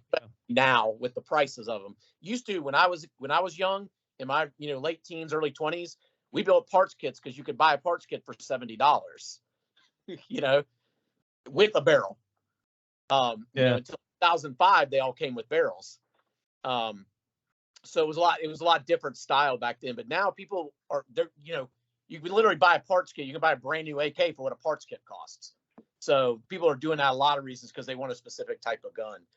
Less nowadays to save money, more because they want a specific gun they can't get. Absolutely. I just wanted to add, basically, I deal with a lot of high-end clientele, just same with probably Jim. And, my guns definitely are not cheap, but people come to me for, building these expensive parts kits, rare parts kits. And so there's different levels to it. Most of the time people will say, hey, why does a Russian kit cost more than a Romanian? And a lot of times that's basically, there's a couple of reasons, right? One would be the mystique of having a Russian thing, right? So people have this common misconception that Russian things are better, where, not necessarily true. A competent builder can build a Romanian parts kit MD63 kit, the most common one you can find. And it'll be as accurate, as reliable as, you know, a $5,000 Russian parts kit. So a lot of that has to do with collectability of it. Like, you know, Andrew was saying, basically, you know, it's kind of nice knowing that whenever you invest in a more expensive parts kit, like a Russian kit or whatever, East German, something super rare, that, you know, you can justify it to your spouse saying, hey, you know, this is expensive, but in 10 years, it could be worth double, right? And what makes things more expensive is the scarcity and the rarity of these parts, right? And so I always tell people it's a great investment because, you know, first off, you can justify the purchase because anything that's, you know, it's sad to say, anything that's really made in the States, like any AR you can imagine, it's really, they don't really go up in price, right? It's always foreign stuff, right? HKs, transferable machine guns, but AKs have constantly you know, the parts have just constantly gone higher and higher and higher and higher. And so it's a good investment to invest in a more expensive parts kit for sure, you know, especially, you know, if you're looking for something like that. And I always tell people, even though you say, let's say, spend $3,000 on a rare parts kit, you can shoot the piss out of it. And, you know, hardly anything will wear out once it's, you know, if it's built correctly. You put a new barrel in there, replace a couple springs, you'll have a brand new gun, right? At the end of it, you know, when at RD, Jim had this famous little crank off, this little AKS-74U that he built in the garage, and that, you know, that was there when I started, and we would just dump, you know, spam can after spam can out of that thing, 7 and 6. People would line up like it's like a buffet and just dump a mag into the back of the line, dump a mag. The thing was smoking. It probably, I'm not even sure how many barrels I had at the point where he retired it. But the sum of those parts are worth an incredible amount of money, even though it's you know, even if it's on his 4th barrel or 100,000 rounds, sure, the parts still go up, and it's kind of crazy. So, you know, when you want to start with your first build, start with a more cheaper kit, Romanian. I would stay away from the Yugoslavian, Serbian stuff because a lot of times they're not parts compatible. You know, what I mean by that is, you know, if you have a 1.5 millimeter requirement for a Chinese gun or a Yugo or whatever, you can't just find a Romanian bolt and throw it in there, or a bolt carrier, and so you want to find parts that are, you know, somewhat compatible where you can have replacement parts or be able to fix it. And so it all depends on, you know, what you want to do with the gun as well. So if you want to make it a more collectible piece, spend more money on a more expensive parts kit, you probably won't lose your investment. If you just wanted something to plink around and you don't care, you just want a good shooter, you know, build something off a Romanian kit. And so what's available today seems mostly like it's going to be the Romanian kits. There's some Russian kits out there. Some people are smuggling stuff in, whatever. I'm not sure where they're coming from. There's Polish kits out there as well. And so those are the 3 main kits as far as 7.62 kits that are available. And if you talk about 5.45, it's kind of gotten crazy, right? And so talk about 4.5 a little bit. Yeah, I mean, when I first, you know, when I was at RD, there was a flood of parts kits that came in from Arsenal, Bulgaria. They called us and said that, hey, Arsenal, Bulgaria are no longer making 5.45 guns. And this was literally maybe a year after they called us and said they're no longer making 5.56 guns. So what that meant to them and to us was that they were going to bring over all their leftover 74 parts kits and guns and sell them on kvar.com. And so what that ultimately equaled was 6 containers full of AK-74 parts. And at the time, we were buying parts kits for AK-74 parts kits, fixed stock. A lot of them were wood. Sometimes you can find, you know, polymer stuff in there for about $170 a piece. And, you know, it just kind of flooded the market. We were just, you know, like Brian was saying, that's when he took that AK build class, and I think both Karen and Casey built 74 kits in that class because they were just so cheap at that point. And then something happened where there was like an explosion of 5.45 popularity, and now everyone wants a 5.45 kit, and there are none. And so there's, everything. Anytime something's not available, it becomes up and down. And then 5.45 guns also ride the wave of the ammo. When 5.45 is dirt cheap and easy to get, everybody wants a 74. Once it gets to the point where it's expensive and hard to get, like now, there's collectors wanting those kits, but as far as like new 74s, nobody really wants one. Okay. I found the opposite, but a lot of my... I always talk from a massive, sure, a manufacturing standpoint, as opposed to like what we're talking about now is like the hardcore AK guys. Right. I always tell people if it's your first AK, buy a 7.62 kit. If it's buy a 7.62 gun. If it's your second AK, buy a 7.62 gun, and then maybe buy a 5.45 gun. And I don't recommend 5.56 AKs because that's like that's a controversial topic, but I think that's one of our questions. I think somebody's asked about that, so we'll address that when we come. I mean, it's better than a 7.62 by 39 AR, that's for sure, right? But we were out there. We built one of the first 300 blackout crank-offs way back when we did that Soundsco thing. And so, I mean, I guess there's a place for it, but there is just, that's my 7.62 AR right there. Yeah. One warning. I will both worlds right there. Give all the listeners, Marty, I will give everybody one warning about buying new parts kits. Romania has off and on sent into the U.S. parts kits that are brand new parts. If those are not drilled, do not buy them because you can't drill through them because the steel is already hardened. They were sending them in with undrilled, no barrel pins drilled through them, several things like that. So if you're buying a new parts kit, make sure it's already drilled, because if it's not already drilled, they already hardened the parts. Oh, you can drill through them. It's going to cost you. Yeah, well, you're not going to do it with that Harbor Freight drill press, I assure you. Yeah. You're looking at, $200 kind of stay away from those new parts kits.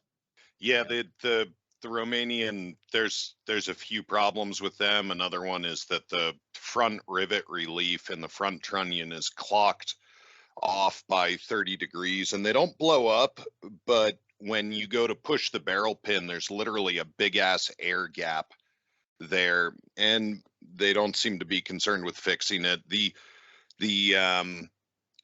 Wassers that are coming in are pretty nice, and I don't know if they're the same parts because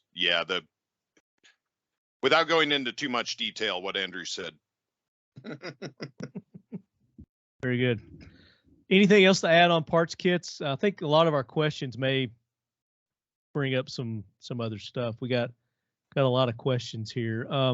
So before we get into the questions, so tools, the parts kits, what else does a builder need to consider or take into consideration? What receiver they're going to go with. There you go. So if you're not, doing the flats or the 80%ers, complete receivers. So you kind of got three options there, right? That's your three options. What do they need to look for in an American receiver? Anyone? Okay, I'll jump in here. No one wants to step on toes. We're all like, I'm not the one who's going to say shit. Well, you don't have to name names. Just what am I looking for? So I got to have the receiver because the one in my parts kit, either it's not there or it's been, cut in half.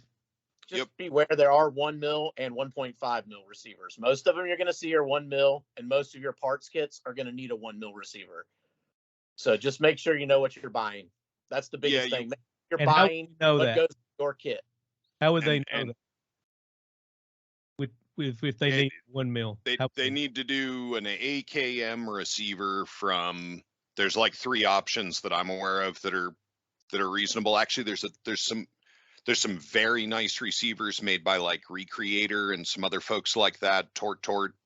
They're high end, and I haven't built on them, but I hear very nice things about them. So leaving those guys alone. The two kind of Morrissey makes almost all the receivers in the country. for most or all of the major manufacturers, and we build off them as well. They do need some squaring up in the front and the rear, and that is something to keep in mind. Childers is very nice. They work off a Polish blank. They one of the big things to consider with Morrissey's is that which is also the same. I don't know if Nodak's Bud is still around, but same difference. They heat treat after welding in the rails and welding in the center support, and so giving them a real good rinse. The brine that they heat treat in, it's hard to get it out of those areas. That's one thing to consider. Childers does not do that. They heat treat and then weld the rails in and do the center support, so that saves you a little bit of labor there. They also square up the receiver in the front and the rear and trim the rails. So just spending the money and getting a Childers or a Recreator or one of these other ones makes a lot of sense. There's another option. There's the Polish made WBP receivers that are FFL items. From what I've seen, they're quite nice, but I don't have a lot of experience on them. I'm curious what Billy's thoughts are, though. I've actually never built on those as well, and so for the most part, I've made my own. I do all my own heat treating in-house as well. But then, there's great receivers out there. I even would recommend, even maybe trying a milled receiver, right? If you're not really comfortable riveting, right? So try a Sharps Bros or a Tordort, I guess. I've never tried a Tordort one for sure. I've built a lot of Sharps, but I mean, his quality's there. He's doing some amazing stuff with milled receivers, adding, the AK-100 style folders to them and doing all kinds of crazy stuff on a milled receiver. That was pretty cool. And so, I built out Childers. They're great. I built off a lot of Childers actually. There used to be guys that, one guy used to go by 74U LLC. I don't think he's around anymore, but he would make perfect receivers as well. But there's a lot of good receiver makers out there right now. And as far as making your own, it's probably not worth the investment because they're so cheap, and so. Yep. It's good practice too to buy a couple and try it out yourself if you're trying to build it yourself. Yep. So, They're already heat treated, and if you're doing the flats, you got to get into the heat treatment as well. right. Yep. Just real quick for our more advanced builders, talk about the heat treat process that that you guys would recommend. Again, I recommend that you would potentially buy one that's already heat treated because Sure. I have a 2 oven setup at my house. I use mostly for knives nowadays, right? Because no one wants to pay extra for you to heat treat your own stuff, and so, but basically I would fold the receivers, right? AK Builder does sell a fantastic folding jig on there, and then I would spot weld the rails in, and then you have to stress relieve it every time you get something hot really quickly, and if you decide not to stress relieve, it has a potential to warp, right? And so then once you stress relieve, it takes a really long time. That's why people don't do it, you know what I mean? So a lot of times, because once you heat treat, then you have to quench in some sort of way. There's quenching fluid, or some people use rapid air or heat sinks and all that. And then you have to temper to basically, once you heat treat it, it basically shocks it. I think Brian would probably explain it better, and all the kinetic You're doing great. come out, right? And so typically, if once it gets to that point, and if you just leave it at that, it'll be extremely hard to drill through, and you can actually have parts crack and break off and become extremely brittle. So you need to temper it to bring it back down to that rock weld that you're shooting for.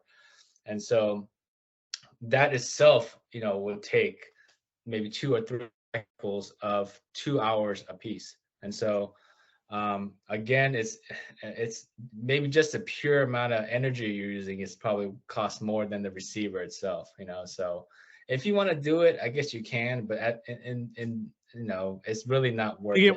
We're talking to our advanced builders here. Even then, Marty, I wouldn't. This is like I've heat treated knives and stuff. I've never heat treated an AK flat because it's so difficult to do right.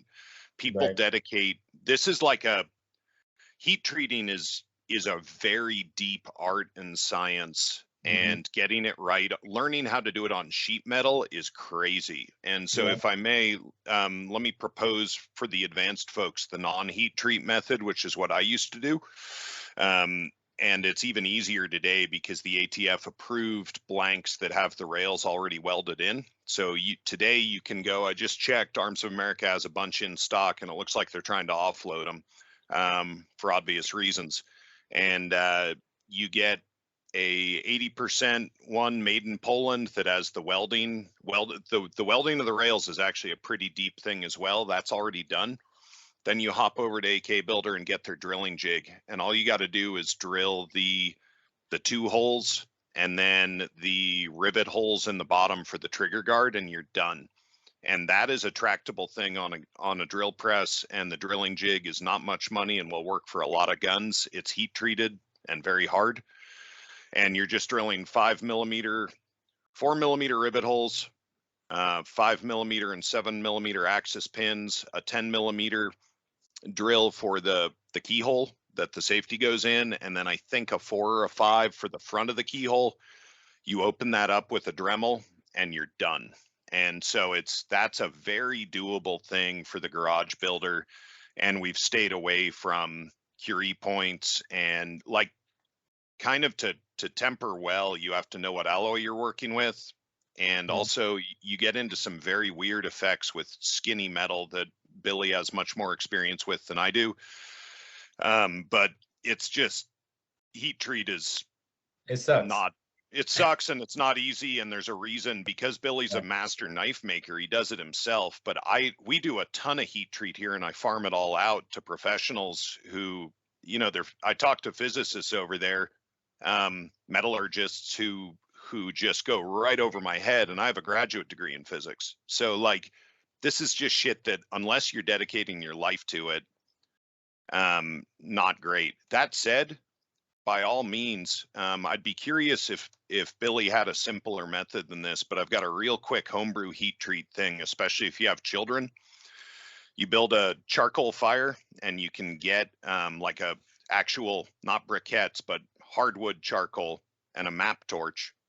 And you just get a good pile of coals going, and you've already bought and shaped using a 01 tool steel. I like that one, not because it's a great knife material anymore. It's fairly old. It just heat treats really easily. And you cut your rough blank and shove it in that fire, get it preheated. And what all the charcoal is doing is making a reduction atmosphere, meaning that there's no oxygen present. And when you get up near the Curie point, which is the magic point where metal loses its magnetic, you can hold a magnet against metal that's at the Curie point, and it's non-magnetic, and that's your go signal to quench. So you bury it in the charcoal, and then when you get close, hit it with the map torch inside the charcoal so that you've still got this reduction atmosphere going. And then you've got it on a wire, so you can pull it out of there, and you also have a magnet on a wire. And pull it out, dunk it in motor oil, and then on the package there is a temper schedule, and you just stick it in your home oven. If I remember right, it's like 450 for like 3 hours, and then you turn your oven off and just let it slowly cool. And we only had about 10 thousandths of shitty iron on the outside of really nice Rockwell 60 steel, the times we've done that at home with teaching my daughters how it all works.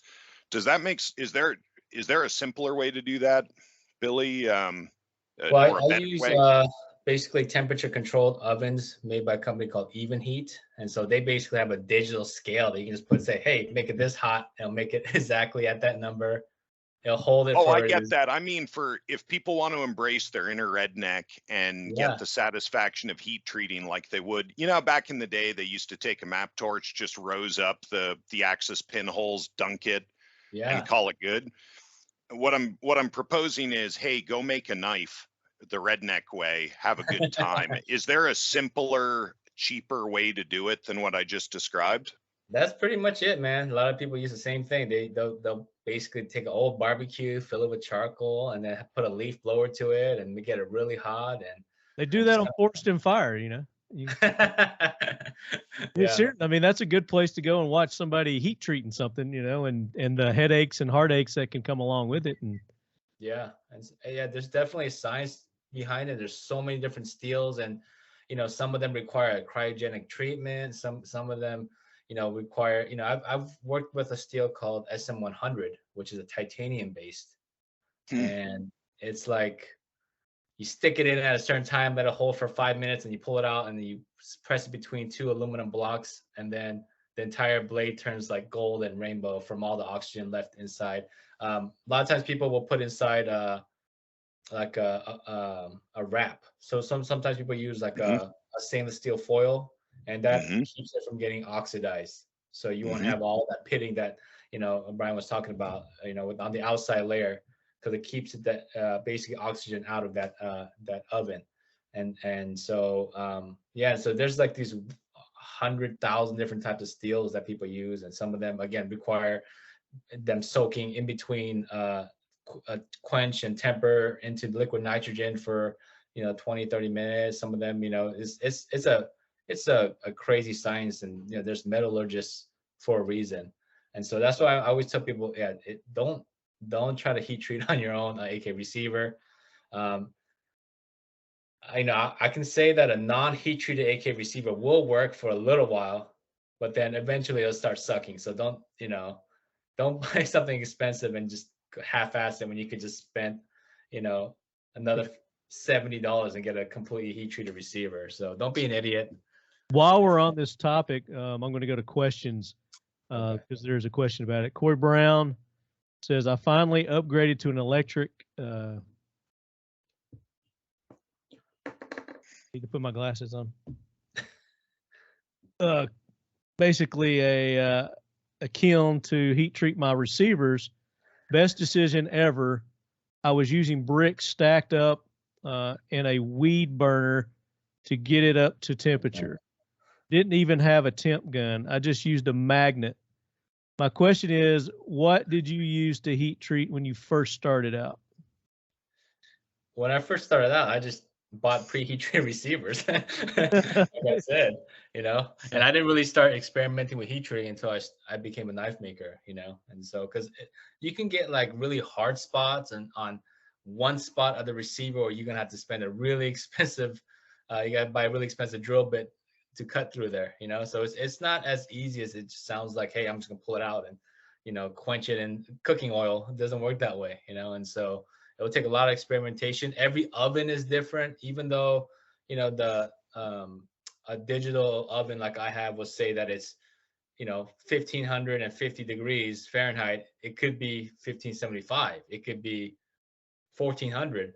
Maybe that the scale wasn't reading as correctly.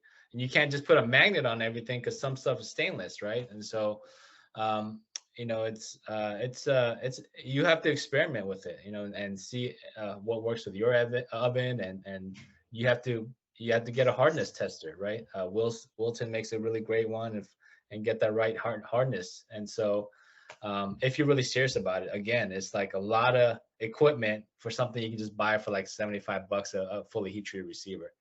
Right. And same thing goes with just buying a complete AK. Yeah, I mean, like a hardness tester, a good one's like, you know, a couple $1,000s, right? So I'll say this, Marty, about heat treating. If the listeners want to think of the 5 largest manufacturers of firearms in the United States, okay, none of them have their own heat treating facilities. They literally send all their stuff out to be heat treated. That's how specialized it is. Those people, that's all they do is heat treat parts, and not just for the gun industry, for lots of other people. But all the largest manufacturers here do not do their own heat treat. That is farmed out to people who specialize in it. So again, I will agree with both of the other guys on this show. Sure. Don't be an idiot. Buy a pre-treated receiver. Yeah, if you're heat treating your receivers to make money, you're gonna lose money. So don't do that. What are you doing, right? So yeah. And then you got to get into getting your certifications and your licensing and all that if you're going to do it to make money. Yeah. And that's kind of not what we're talking about. We're talking about home builders. You're doing it for yourself, for your own pleasure, kind of thing. So I think, yeah, we've covered the heat treat. So if you want to get into it, there's going to be a lot that goes into it. Better to go ahead and buy one that's already done. So questions: Bailey Mueller 80, K&S piston versus adjustable gas block, or how else do you make your AK work with a suppressor to manage the increased gas pressure working the piston? So I like the K&S adjustable gas piston or adjustable gas block, and the reason why I dislike adjustable gas blocks, right? It was, I was actually in the process of designing one when I realized, oh, I don't like these, right? Because when you go out into the field, it's horrible to bring tools and try to adjust a little screw or a little switch block inside of a hot, inside of a hot rail, or it's really hard to do on the fly when you can just take the K&S gas piston and just do like 5 clicks, and you can just say, oh, and that's how many clicks that'll make my gun run perfectly, and then put it back in and it'll go. So that's the reason why, because no one really wants to bring extra tools to the range or a training class. So I don't think adjustable gas block's really practical unless you keep it, that gas port suppressed the whole time. But that's just my 2 cents. I also want to add that, the K&S gas piston is a little bit heavier. So, every one of my guns, I always have a perfectly sized gas port to run. And so what I noticed is that sometimes the K&S piston will be too heavy for it to cycle where I have it normally set. It needs to be slightly over gas in the first place for the K&S piston to run reliably in your gun. That being said, I mean, you have infinite amount of adjustment in those things. So, but yeah, but everyone, they can like what they like. That's just my 2 cents. Brian, any thoughts on that? Yeah, obviously we make our own adjustable gas block, so I don't make anything that oh no, and you're good. No, I ain't. No, I what Billy said is great and true, and there's some compromises. Fundamentally, we don't want the gun to hammer itself apart, and so if you're running a can, with our production guns in the past, we've done the very best that we can to be good at both.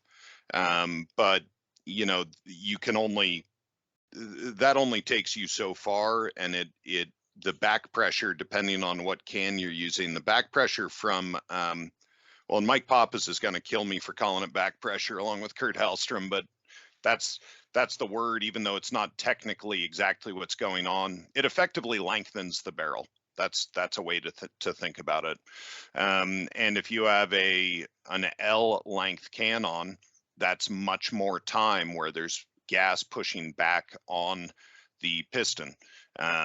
So if you do want the gun to run awesome in both conditions, suppressed and unsuppressed, or you have wild temperature ranges like Alaska. I was there for a wedding and it was 90 degrees, and I've also been there in October when it was -50. And a nicely gassed system at 70 Fahrenheit is not going to cycle at -50. It ain't going to happen. That's a rare corner case, but it is a thing. So you need some adjustability, and you got to pay the piper somewhere. With the K&S, I personally, just like Billy has a personal bias towards the K&S, I have a personal bias against it, but it's exactly what Billy said. It's personal opinion. That doesn't mean I'm right. With the K&S, there's a lot of small parts in a corrosive gas environment. That said, they have a bit of a track record now, and I think very early on, some of them were breaking. I haven't heard about breakage lately. And at this point, they've been out 3 or 4 years. And so I think we can say that's a tested product at this point. What Billy said is also quite accurate. You need to have your gun overgassed if you're going to put a K&S in. And if it's a rack gun, from one of the big manufacturers, it likely is overgassed enough. And that's what KNS sized that whole thing for. If it's a fancy pants gun, you know, made by somebody in the US, it very likely will be a little bit undergassed. And there's a couple of reasons for that. One of them is the weight. The other is the shape of the, it's kind of like a Hemi. If you look at the piston face, it has a different shape. And at least the last one I saw had a pretty deep bore in the piston itself. And that acts like a balloon. More gas can build up in there and compress without building pressure. It's sort of like an escape valve for extra gas. So that's the deal. And KNS, adjustable gas block or nothing, you do you. And we're in America and we like guns, so we're all on the same team. Right on. Sinister Fists, any tips or tricks to straightening the front sight on a Wasser? Andrew's laughing. It very well may be straight, and the problem is that the gun shoots a little crooked, which is not, that doesn't mean it's a bad gun. You can actually punch the two pins out, set the windage to the center, take it to the range with a crescent wrench, and dope it in. If it drives you that crazy, then you re-drill those holes or add a new hole. That's not a, it's an intermediate to advanced technique, so it's not the kind of thing, if you've never worked on an AK, that is maybe a good idea, but taking it to a gunsmith for the finish work, that's a, but you know, working on a Wasser as opposed to, you know, one of Jim's or Billy's or my guns, that's kind of the right place to be working on one. Wassers will take a lot of punishment and keep running. Billy. I would just leave it. What Billy said. Kentucky windage. No, just because it appears crooked to your eyes, as long as it'll sight up, and as long as you hit your target when you line your sights up, it's just a cosmetic thing at that point. But now if it's not shooting accurately, obviously you need to straighten it out. Okay. Let's see. So get a new Wasser and have any of those issues, it's under warranty. Just send it back and they'll straighten it for you. Bree Kincart, what is the best way to ensure getting relatively good matching on the holy trinity of parts? Buy a numbers matching kit. I mean, that would be. I don't know what to tell you. There's no way other to way do to it. get parts matching stuff without buying a numbers matching kit.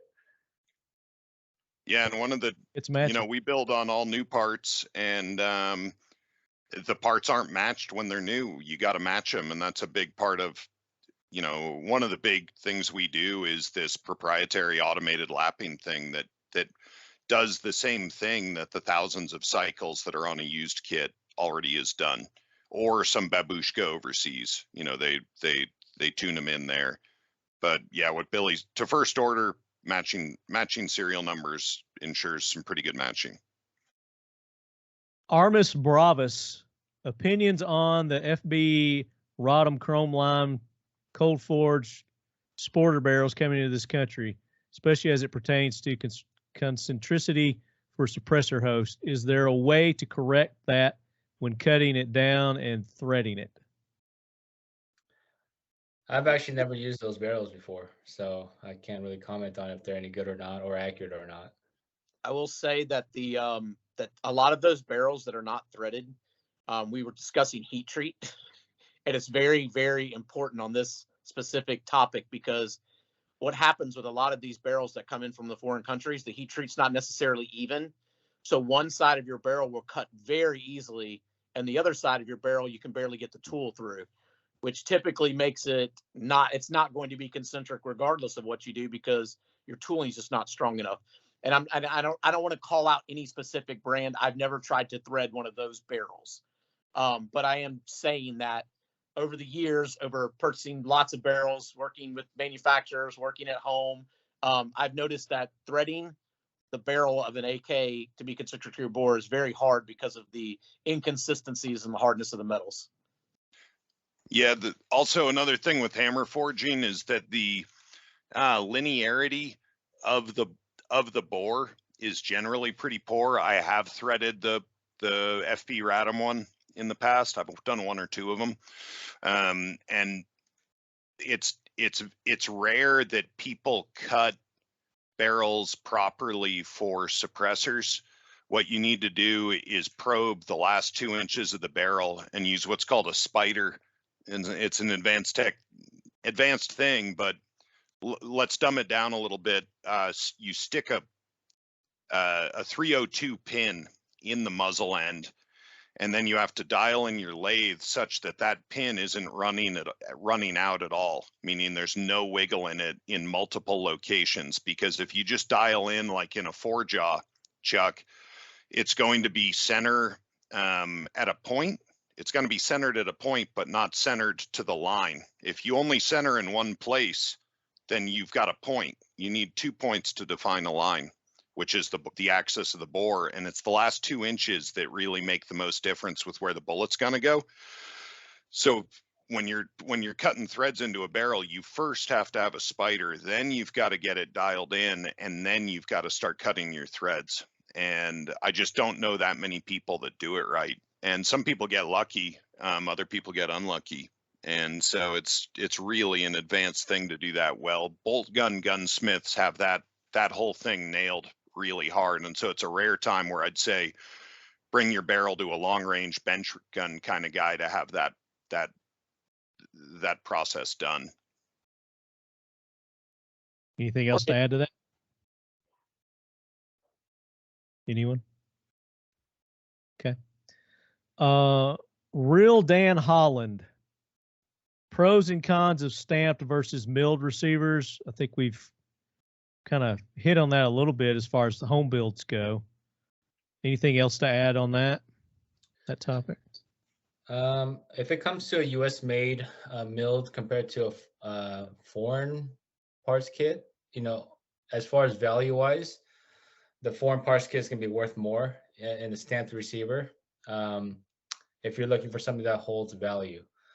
As far as a milled receiver will be more accurate, right, out of the box typically, but it's going to be typically more heavier. So I prefer stamped myself just because you're able to fix things, right? So there's been a few times where we had a machine gun and someone ran some weird funky ammo in there, and we had a detonation that kind of ruptured the side of the casing and kind of blew up a trunnion. And so if it was a milled receiver, you'd have to weld it and hope, pray to God that you didn't stress out the barrel too much by putting all that heat in there.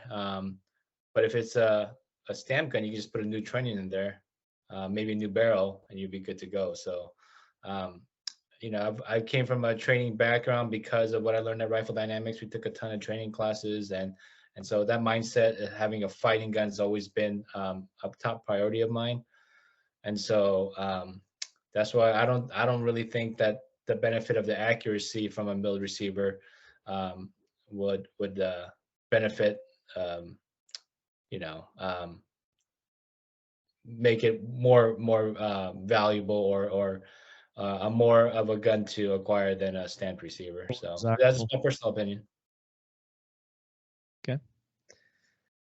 There was a question on here for you guys. I'll find who did it, but it basically, what is the worst home build kit that you guys have received that you had to correct? Oh God, there's been, when I was at Rifle Dynamics, I started keeping a photo log of these guns, and I probably had like hundreds of them, right? Where you see like people shame kind of deal. You see people do screw builds, and then they weld the screws. You'll see, the sheer amount of cross-threaded barrels is insane.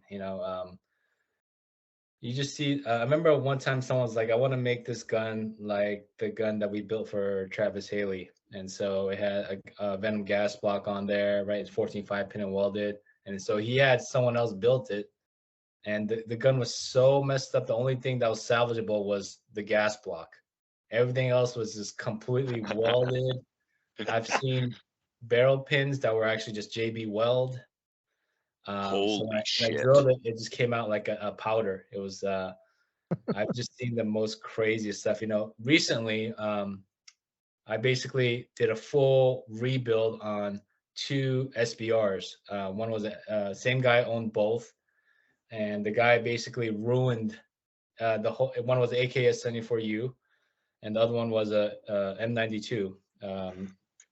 And so they were both SBRs, and they were, I mean, they were one of the worst builds I've ever seen, right? And so on the M92, the receiver had rusted and the guy just painted over it. And so it continued to rust. So when I had to basically sand the receiver, the black paint was turning red from all the rust. And so it was every single hole on the trunnions were messed up. Every single hole on the receiver was messed up. Yeah, and obviously the guy's like, oh, I just, you know, it's SBR, so, and it's a very valuable kit. And so it was that was a really expensive build. I always tell people, find the right people, because if you have to take it to someone like me, it'll cost more for me to get it to the starting point, starting fresh, than if you were to, you know, have a screwed up build like that and see me again. So yeah, I've just seen a lot of crazy stuff. What about you, Brian? The worst one I've ever seen came into the shop, a buddy of mine locally. It's actually the gentleman that machines some of the Ultimax. They're made like 300 yards from where I'm sitting right now, which is really funny. But he brought it in. He had got it at a gun show, and it was too ugly to not pass up. And it was pop riveted. It was a flat. I think it was on a Yugo kit, and they had used an AKM receiver, an AKM flat, and the Yugo has a bulged front trunnion like the new Century gun, and an AKM receiver does not have a bulge in the front. And they were like, no problem, we have a hammer. And so they just kind of randomly beat it into shape. There are pop rivets on it. There are screws on it. There are rivets on it. None of them done well. And the rails are so fucked up that the dust cover has to be on for the gun to cycle, or the bolt carrier will just fly backwards. The dust cover is what holds the bolt carrier into the gun as it's cycling. You can see this masterpiece because I thought the world needed to see it. He traded it with Brandon Herrera for one of his guns, and it's up on a Brandon Herrera video from the last couple of weeks, I think. So that's the worst one I've ever seen. I've made a couple atrocities, but nobody will ever see them. Yeah, that it's first couple guns. FPS Murdoch asks, is a crank parts kit more difficult to do than a standard? And the answer is yes, because I know, because early on I wanted a crank. I found a long barrel crank Arsenal kit Virgin in 2015, I think, and I got it, and I made an 80, and it was the first time that I had done a side folder, and I had to cut in the side folder myself on the 80%er. And that is something I would recommend to precisely zero people on your first few guns. Just don't even mess with the side folder. It's not easy, even when you really know what you're doing. I usually spend an hour or two when we do side folder runs, which is, it's been a long time now. I spent a good hour or two tuning in all those little catches so that they feel right. And it just takes forever. And I actually got, the reason I developed some of those tools is I literally got nerve damage. I couldn't feel most of my thumb from the pressure from having done it so many times of actuating that button. I literally got a numb spot in my thumb. And so, yeah, don't do side folders out of the gate. Good point. And the absolute worst build came from AKM Archer. He asked that. This is specifically for Billy. P-Man 301. Billy, do you like making knives or AKs better? What is a project you currently have that you are very passionate about? Oh boy. I think I actually, I love both equally. You know what I mean? I feel like if I only built guns, that I would get burnt out, and, you know, I'll just, that's another reason why I don't do production guns, because, you know, if it's not interesting to me, I just get bored and I just hate my life at that point. So if I didn't jump back and forth, I think I would really have a big problem, because yeah, I need some kind of balance, and I just need to sometimes step away from certain things. Same thing with knives. If I just did knives for 6 months, it would just drive me crazy, and so I really like both equally.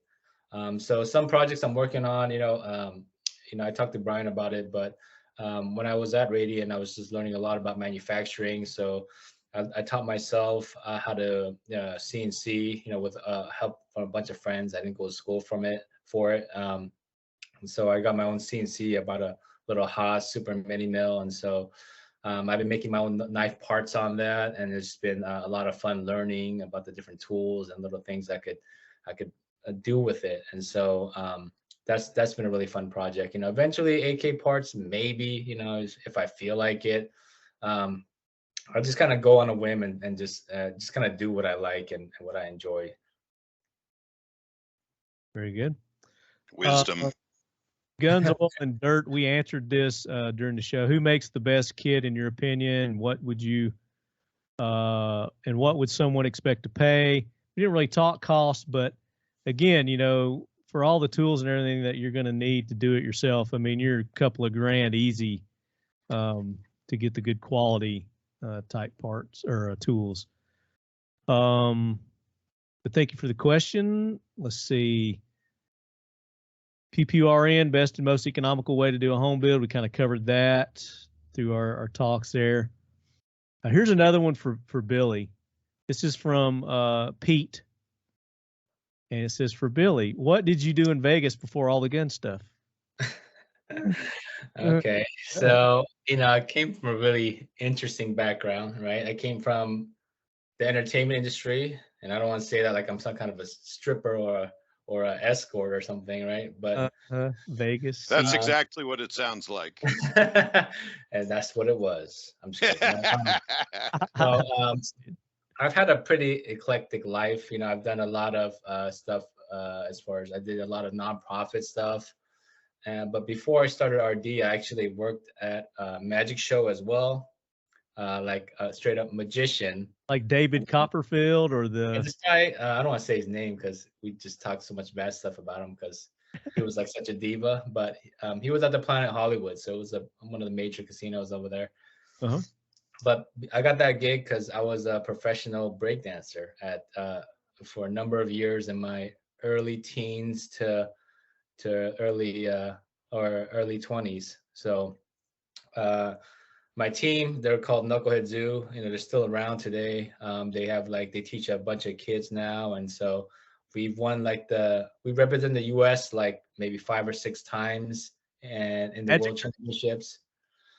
And so, I was a professional breakdancer for a while. I'm too old for it now. And I also worked at a magic show doing breakdancing and making the magician appear out of nowhere. So, you do was that the? I have to put myself on mute. My head is about to explode right now. Yeah. So my team won like MTV's America's Best Dance Crew. They made a documentary about him that was on Netflix for a while.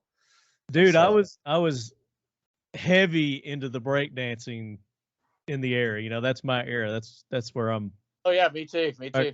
The parachute pants, the high tops, the bandanas, I don't know what kind of shirts they called those, but from breaking with the collars that snapped open and were like double colors. Oh yeah, you remember the movie Breakin' and then Breakin' 2, Electric Boogaloo? Oh yeah. That's Billy's 2 favorite movies, Red Dawn and Breakin' 2, right? Were you in that movie, Billy? We were a 90s era breakdancers, so we were the punk kids that made fun of those movies.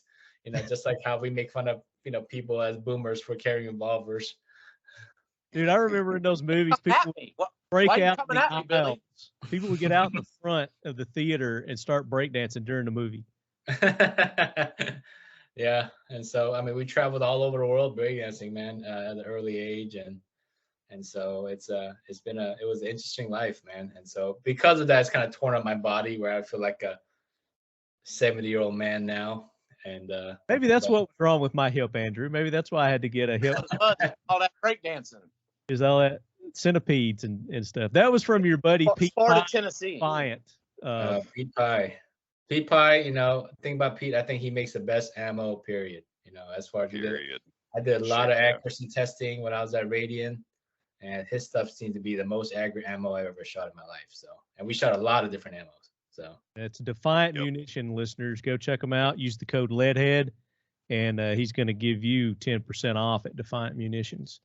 And he makes a very nice self-defense 7.62 round that's solid copper, nasty, flower petals of death, amazing. Yeah, very second everything Billy said, but also he actually gives love to the AK people. Yeah, so he's making the 45-70 round now. That's awesome. Yeah. All right, next question. I just lost it. You answered FPS there. J. Edgar Paradox, and specifically asking you, Brian, but you know everybody can chime in. Some kits come already head spaced. I'm currently looking at a kit that doesn't come with a barrel. Can you give us the audio version of properly head spacing? My first build was not worthy sending in to get hugged, so I quickly went with the badass ODS 1775. I did. Yeah, that was awesome. We did and we're gonna do it again for Hug Your AK Day. We're gonna do we're gonna keep doing it, but a Pimp Your AK deal where the winner, got their AK sent in for love, and J. Edgar Paradox opted for, I think we gave him like a $2,000 discount on a new gun. Nice. And I'm glad that worked well for him. So yeah, head spacing, there's a lot of schools of thought. I think having a press with a pressure gauge on it is a really good idea.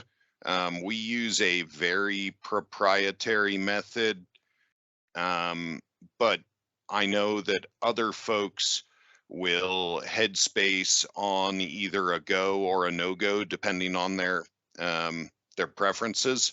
I would advocate putting the bolt in the trunnion and with a go gauge in it and with the extractor taken out. So strip the bolt, push the and can you even do this without special tooling? I'm not sure that anybody makes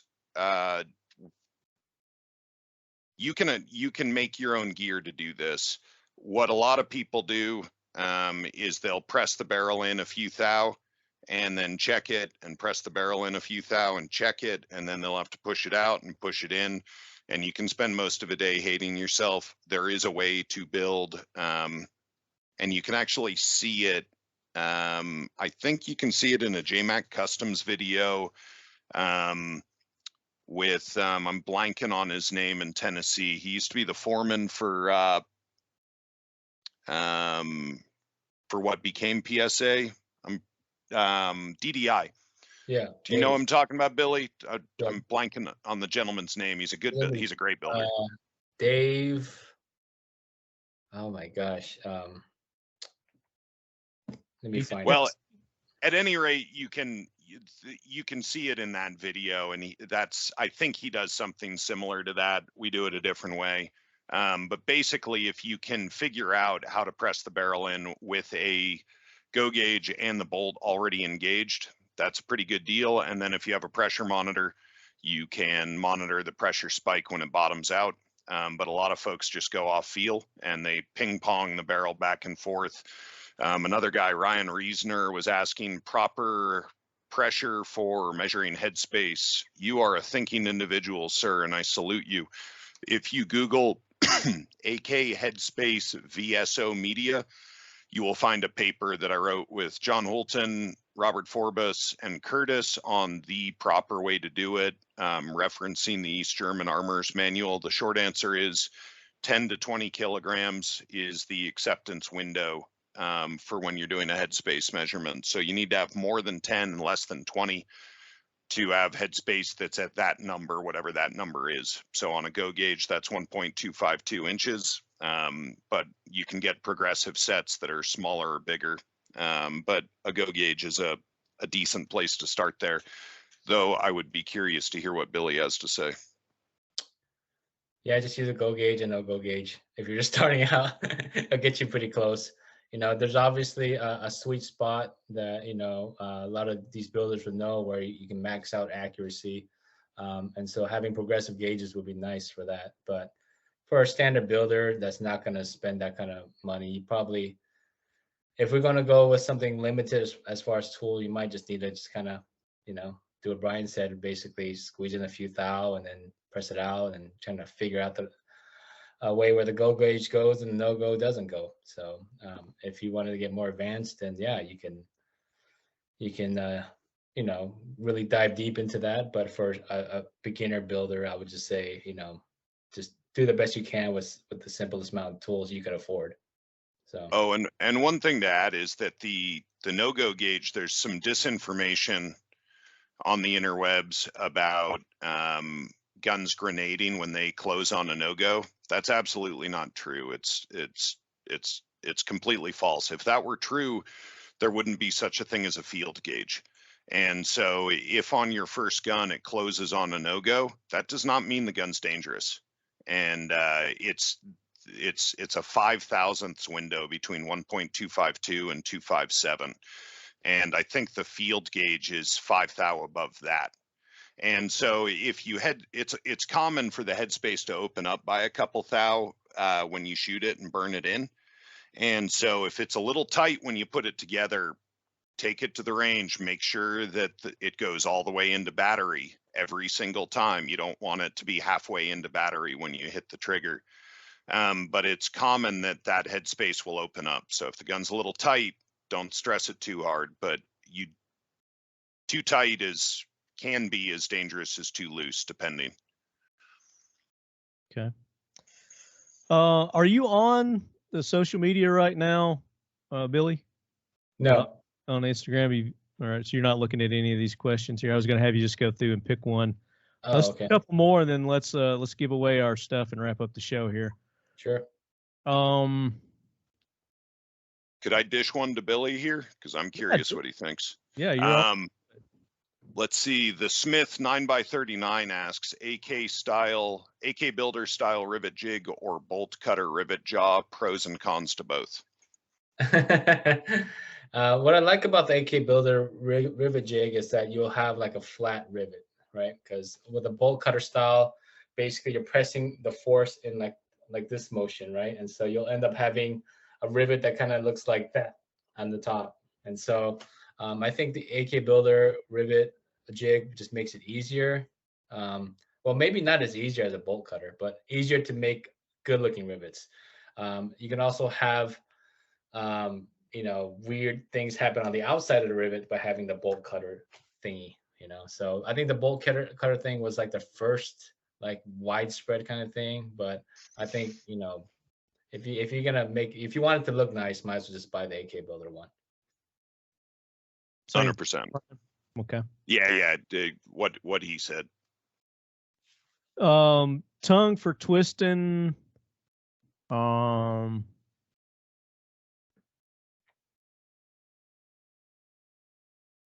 No, there's another one here. So basically, you know, with this new 80%, they're saying what do we anticipate the future of the 80% and the flats, you know, being? Here we go. We have to talk about everybody's thoughts on where the future leads to the 80%. And I think, you know, we don't know what the ruling is, you know, what it actually says and what it means yet. So until we get a clarification on that, we can't really predict that. But, you know, if it's going the way that it looks like some of these people think it's going to, it looks like they're going to not sell them anymore. AK Builder's website, you know, said it plain as day right there. They're not going to be selling them anymore to the public. Anyway, so that's kind of what we're seeing there. And then tongue for twisting, this would be a good one to end it on. Basically, he's saying, here we go, to build or to simply buy whole and not attempt. You know, and I think that's what the whole show is about. Make your own decision on that. We kind of gave you a good idea of what's involved, what you're looking at.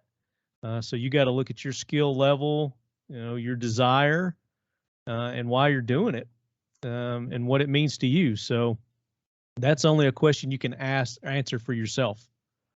I think these guys would say, send it to them, buy your parts kit, send it to them, let them do it right. And, get something that you're definitely going to love, be proud of, and going to hold its value. But I think you guys probably get a lot of these home builds that you have to, re-Frankenstein and fix and make anyway from some of these people that just jack it up. But the class, the first start. Yeah, exactly. I would heavily advocate the class. I think it's a fantastic use of money, even if you have no technical ability whatsoever, because if nothing else, it'll make you a better operator and a better armorer. And that's a giant deal. And so I would say, don't build one with one of the people that teach how to build. And that's huge. I would agree with Brian. I would say definitely build one either in a class or build one with someone who has built multiple of them, someone that can pass their knowledge on to you. If you don't have access to a class or can't afford the class or whatever, try to find somebody in the community that has built an AK before and have them help you. I mean, that's definitely a good way to do it. As far as to build or to buy, simply, I mean, it's completely up to the individual. If you just want an AK to shoot, obviously just go buy an AK and shoot it. There's tons of great AKs out there. If you want the experience and the enjoyment of building yourself, then grab a kit. It's super fun.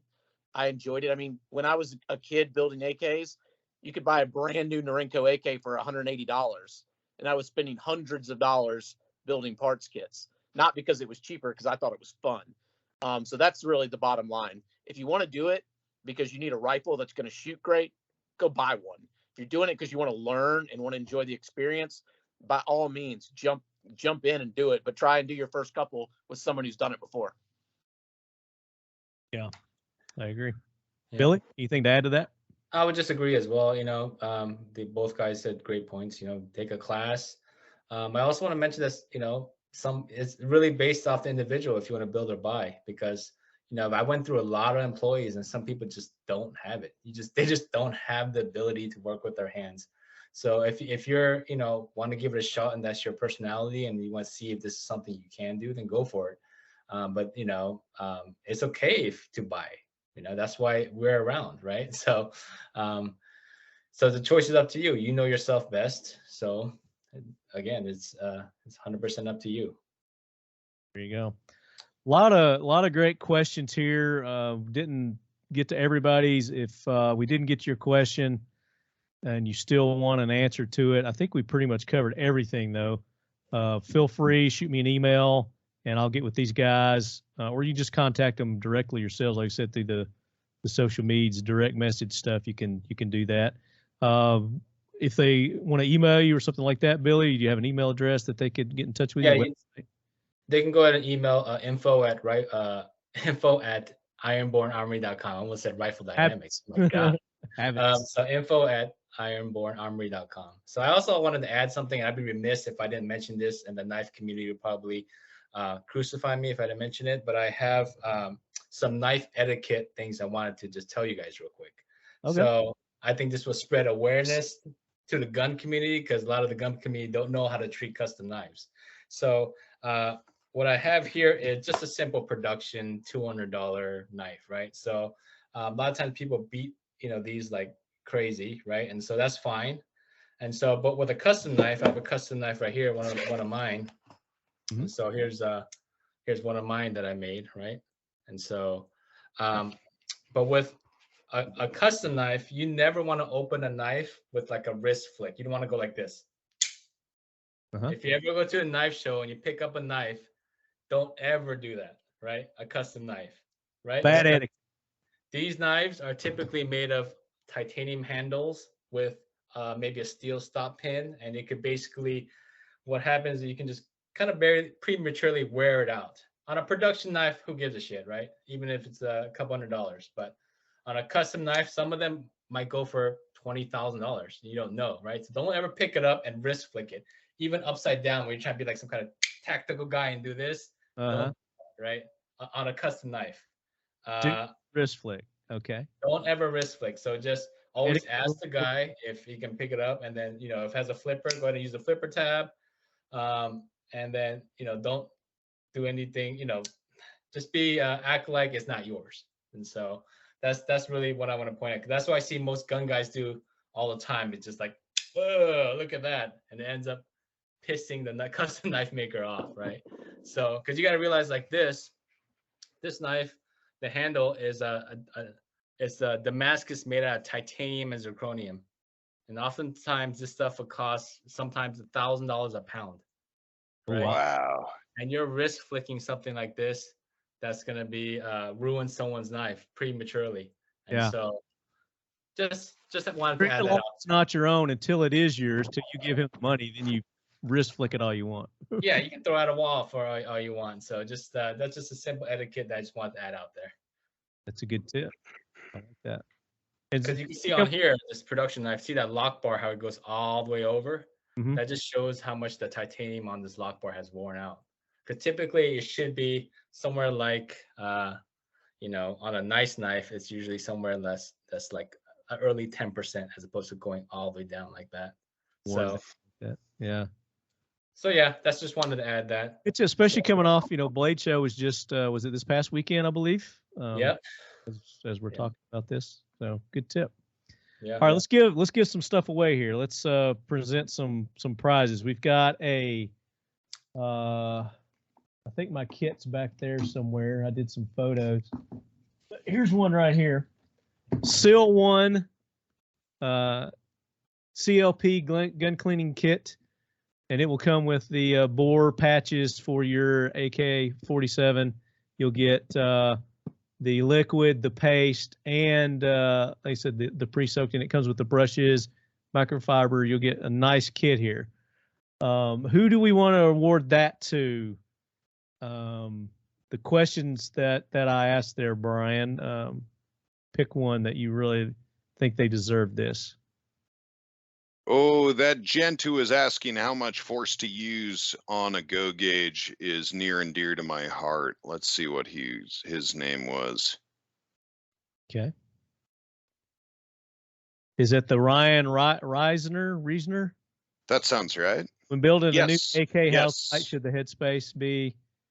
Okay, there you go, Ryan. So you are the winner. Email me, talkinglead@gmail.com. I'll need your shipping address, obviously, so I can forward that on to Dwight over at Seal 1. And let me know what you won, what episode and what you won. All right, next we've got a Mission First Tactical Talking Lead dump tray, which I got to get all my shit off of it here. Done by the fine folks at Mission First Tactical. We use these for our armorers trays as well, gunsmithing trays. So and Brian uses these in his shop as well. Yeah, for machining, and coolant is amazing. Machining coolant is amazing at dissolving all kinds of plastics and adhesives and stuff. And we've been using it for a couple years now with no degradation of the finish at all. So whatever they're doing with injecting the dye into the plastic as it's coming off is working. It's a very hardy tray. I am going to pick the winner of this. I liked the Real Dan Holland. He asked a couple of questions. One was the pros and cons of stamped versus milled. He also asked, would love to hear your thoughts on the new Stenzel Industries AK, which I'm not familiar with Stenzel Industries AK. You guys? Yeah. We're actually, I've talked with Joe, the man, a couple times now. Real nice guy. I don't have an opinion on the gun yet. It really depends on how much testing he puts in, but good dude, prior service. Rooting for him. There you go. So Real Dan Holland, email me, talkinglead@gmail.com. Tell me what you won, and of course we'll need your shipping address for that. Dan is one of our alumni of the Talking Lead 212 training AK class. Oh, he was there? Okay. Yeah, he was the super handsome one. Ah. I thought that was Andrew. You were at that course, Andrew. You're muted, Andrew. All right, next we're going to give away a box of the Defiant Munitions 7.62 by 3.9 ammunition here. Any questions? What's Pete that? Pie. Pete Pie. Pete Pie is the winner of the ammo. Pete Pie, well, he needs it back, doesn't he? So he can, because he is currently out of that ammo. So I'm sending it to you. You're getting some of my stash. So that ought to tell you how much I love you listeners. I'm giving up a box of my Defiant Munitions. Let's see. There was one that, I think that first question that I asked, we got a lot of info from you guys on that. And we've had a lot of questions for Jim also. Of course, Jim couldn't get connected with us audio-wise. But this was a good question from Richard MLB. I think it was from Richard. Yeah. And he's asking Brian, he said, what would you say is the single most important or most significant thing you've learned from Jim? Well, it really was I had wrecked a gun before I took that class. And gosh, it was riveting technique. You know, it sounds like a little thing, but it's actually a big thing. And I can't separate between Billy and Jim because they co-taught. And so it's all kind of mushed together. I got individualized coaching from both of them. But the one really big nugget that I got from them that's a detail but a big deal is having, when you prep the hole in actually any rivet, you need to have it chased so that the rivet can slide cleanly in and out before you start forming it. And it needs to be properly dimpled if it's a dimpled one, and countersunk. There's a little inside radius. There's a little detail there where proper countersinking, dimpling, and chasing of rivet holes is a foundational technique that bears enormous fruit. And so I'd say if it's one thing and why you should pay money, also the feedback into your hand that I was talking about at the top of the show of knowing how much to squish. In terms of saving me from wrecking a lot of guns, it'd probably be the hand calibration of pressure on the hydraulic press. Gotcha. So he's going to win the ammunition. He has several questions. So he asked some really good, and all you guys asked some really good questions, really great bunch of questions this episode. So I appreciate everyone taking part. But what was his name? Richard NLMB. Get in touch with me, talkinglead@gmail.com. As long as it's legal for you to have this, let me know what state and all that. I'm going to send you a box of Defiant Munitions ammo there. And Brian, you got a shirt or anything you want to give away this episode? Yeah, sure. Let's give away a muzzle device. Oh, well, hell. And thread pitch of their choice. So half 28, 5/8 24, or 14-1. And this will be a suppressor mount, but also a really good 4-tine Vortex style flash hider.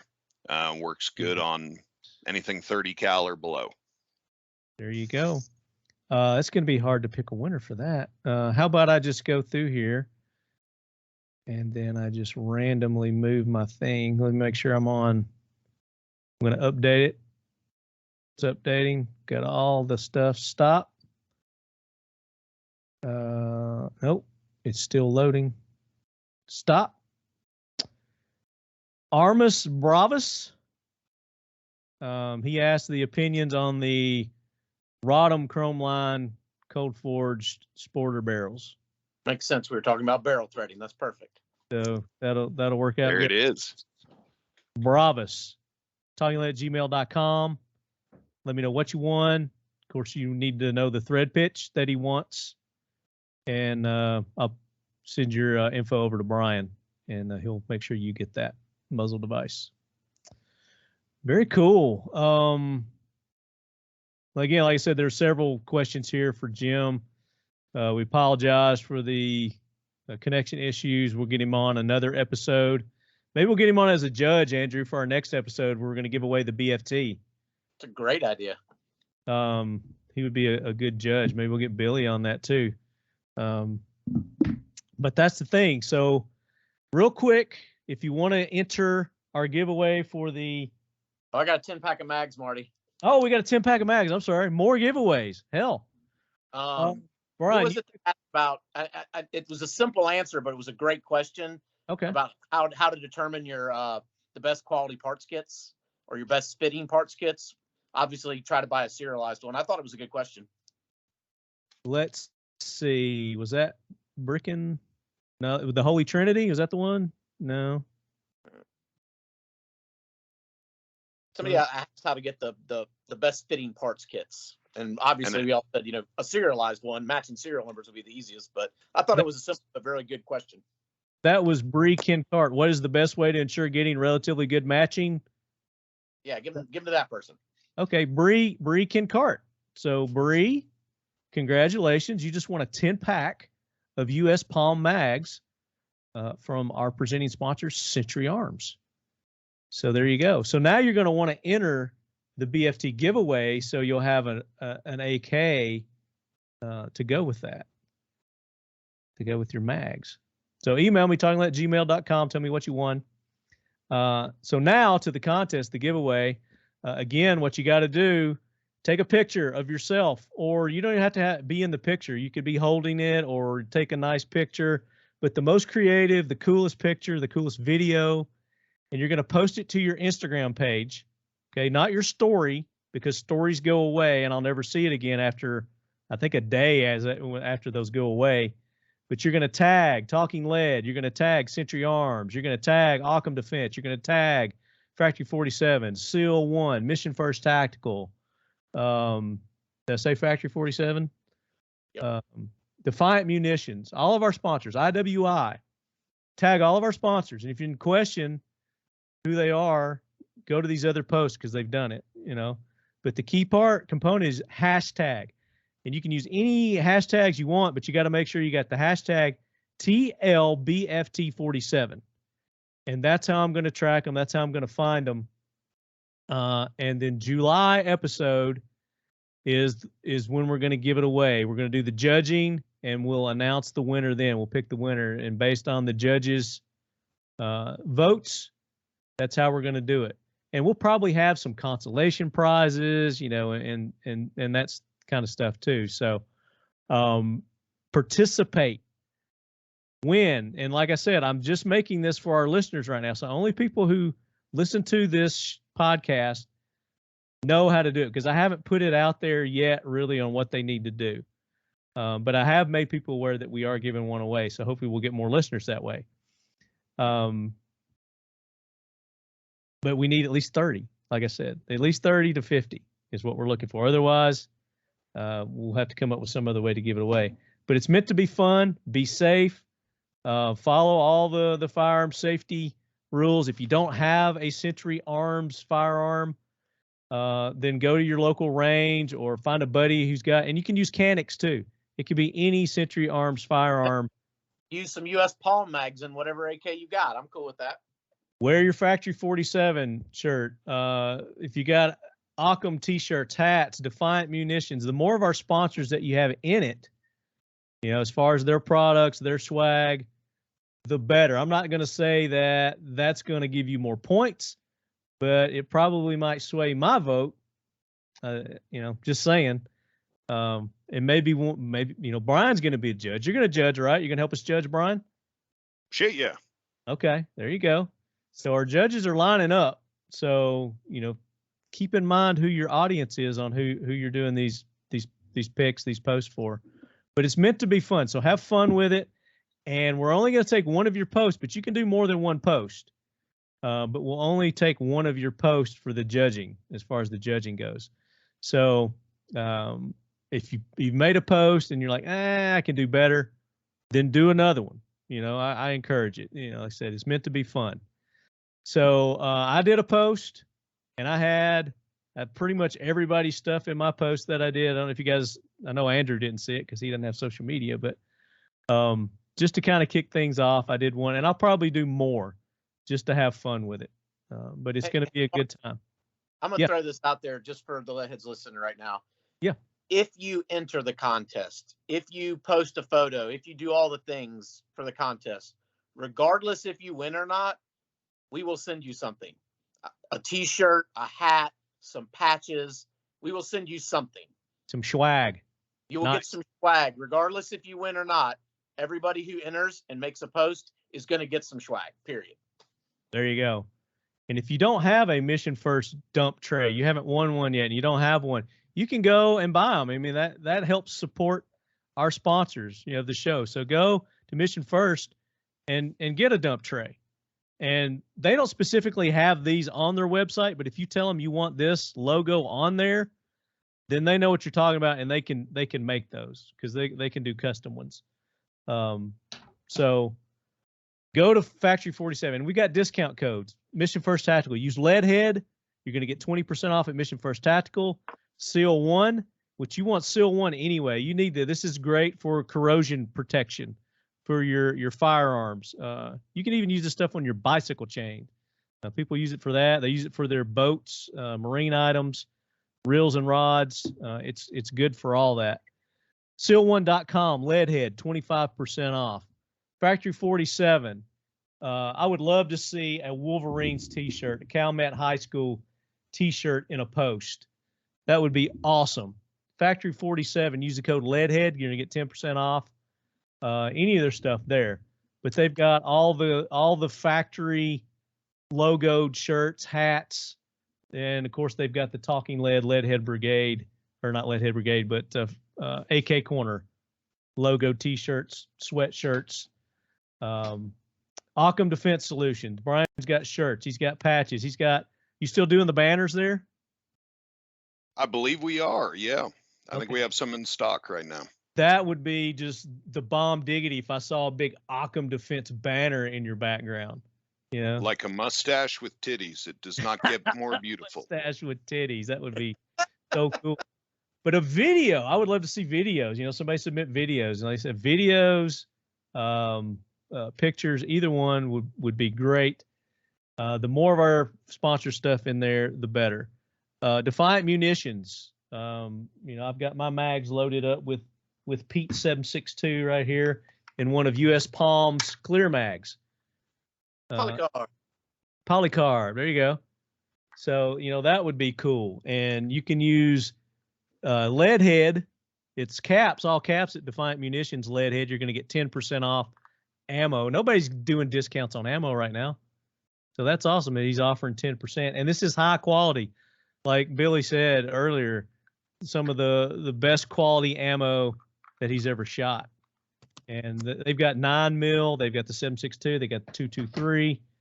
But like everybody, the components and stuff are hard to get for them right now, so they might be a little back ordered on some of the stuff, but it's worth the wait, definitely. And then IWI-US, get some of their swag. Again, you don't have to have their guns, but you do have to have a Century gun in the photo. So as long as you got your Century guns, you have multiple guns. Maybe you got a Canic in one and you've got an AK in the other. Just throwing some ideas out there, guys. Maybe you're at the range. Or another place where you get pictures, Andrew, is if you go to a gun, one of these gun events. There's shows and events happening, every week somewhere. Andrew's got several that he's going to be doing. So Century will be at these, these range day events, these shows. Get pictures there. Even better if maybe you're at a place and Andrew's there and you get a picture with Andrew with your gun. Like an automatic win. Right? It's probably going to get his vote. So I can't stress enough. So I'm trying to build it here, guys. So I want to see some participation and we're going to have fun with it. So that's all I got. Guys, thank you so much, Billy. It's been a pleasure having you on. Thank you so much for taking the time. Nice meeting you, Andrew. Good to see you, Brian. Yes. Yeah, likewise, man. Great to share some time with you here. Appreciate it. Brian, welcome back. We're glad to have you back. Looking forward to more episodes. We're halfway through. We got 6 more episodes to go this year. Lots to talk about. Billy, you're always welcome back. Would love to have you back, brother. Yeah, I brought all these toys to show off, and I didn't get a chance to show them off, but next time. Is this your knives? I brought knives. I also brought guns too. So. Oh, why haven't you been holding them up during the? I'm horrible at self-promoting. You guys know Well, that. we will definitely have Billy on again for sure. Yeah, just show a sneak peek. Let's have him on just to talk about his guns and knives. Yeah, I think that's an episode on its own. But right arm of the free world. This is a great way to end the show right here. I love it. This is a legit imported G1. Nice. Look at full that. auto. Not yeah, so this is one of the ones that went to the German army in like 1956 to 59. Look at that muzzle brake on that thing. Yeah, it's kind of funky how they did this. Look, it just kind of comes right off. So no kidding. And it stays on. But yeah, so educate. A lot of people don't know what these. They go, that's safe, and then you go down. That's semi down here, and then all the way over is full auto. So this one has the original like German Army eagles and stars. And what are you looking at there for our listeners that don't know what that is? So this is a FAL, right? They call the G1, made by FN and sold to the German Army from, I believe they ordered a couple thousand of them in like 1956, and they liked it so much they ordered 100,000. And then from 56 to 58, and so they wanted to basically start making them on their own. Basically, I believe under HK at that point. And they had some butthurt feelings from what happened maybe 10 years earlier, right, in Germany, and how they, you know, their stories of how they ransacked FN, you know, and, you know, bombed buildings and whatever. And so they didn't want to sell them the rights to build the gun. So they stopped making them for him. And so I believe, like they said, maybe the rest, they sold off, you know, the rest of them to Argentina, I think, at that point. Correct me if I'm wrong. And then those guys just kind of destroyed them at that point, just made them, just shot the piss out of them, made them rust buckets.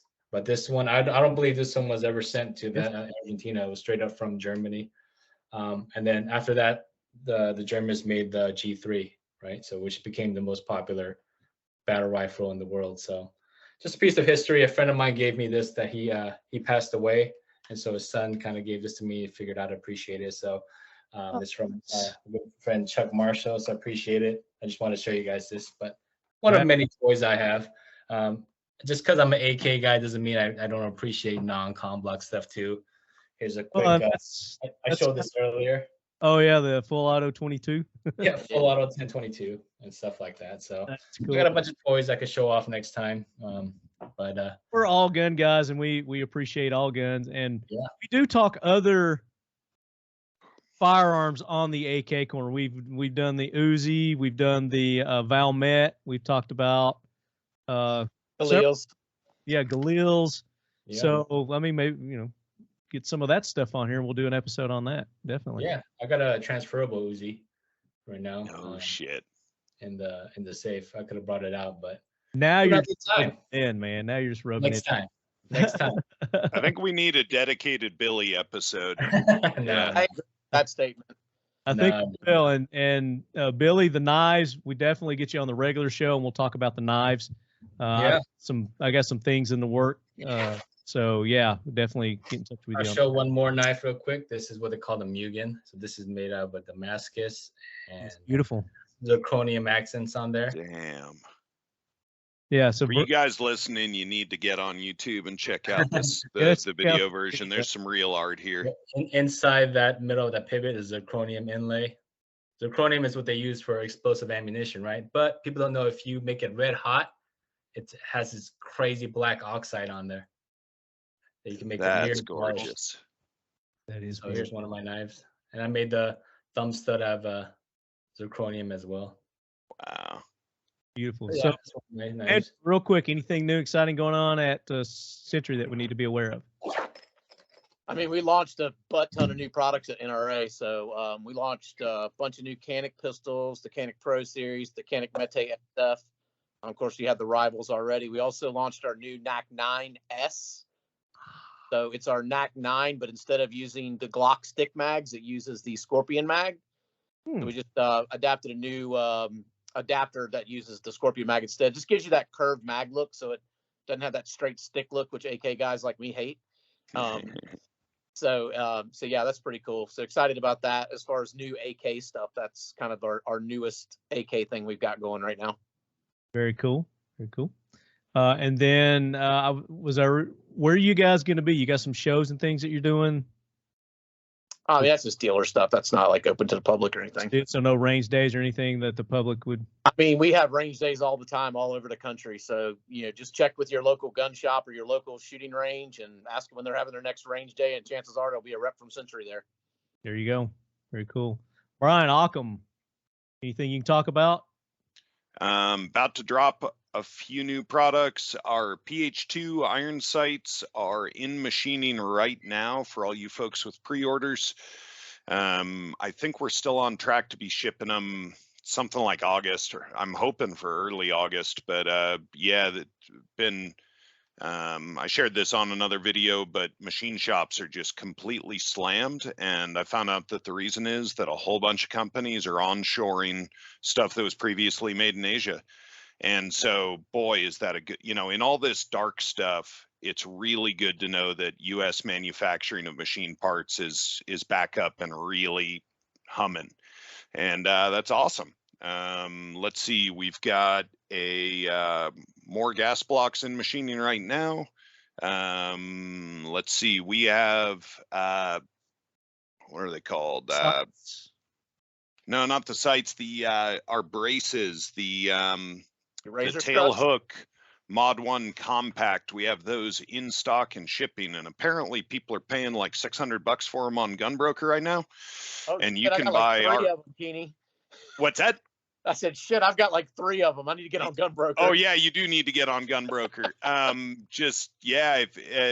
Tell your homies that for, I think, under 300, it's right around 300, you can have a SIG hinge, one of our brace struts, and a tail hook compact. You can get 2 of those for what they're going for on Gunbroker. So that's our not sale, but super deal going on at the moment. Nice. Very good. That's OccamDefense.com.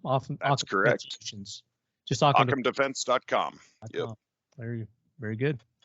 And then Billy, again, if people want to get in touch with you, they want to see your stuff, Instagram, you've got several accounts. Give them. Yeah. My website's OccamDefense.com. I'm just kidding. You can. My Instagram is Instagram.com/ChoGunAssassin to see a lot of my knife work on there, and then Instagram.com/Born Armory to see a lot of my gun work. So appreciate you for the plug.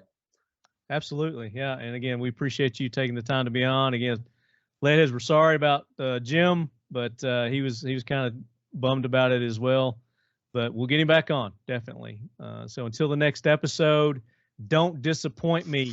I want to see your post on Instagram. Take part in this, because July's episode, if I got to change it to something else because of lack of participation, I'm going to be pissed. That's all I got to say. Until then, make me proud, Leadheads. Out. Good job, guys. Thanks, man. Thanks for having me. No, that was too fucking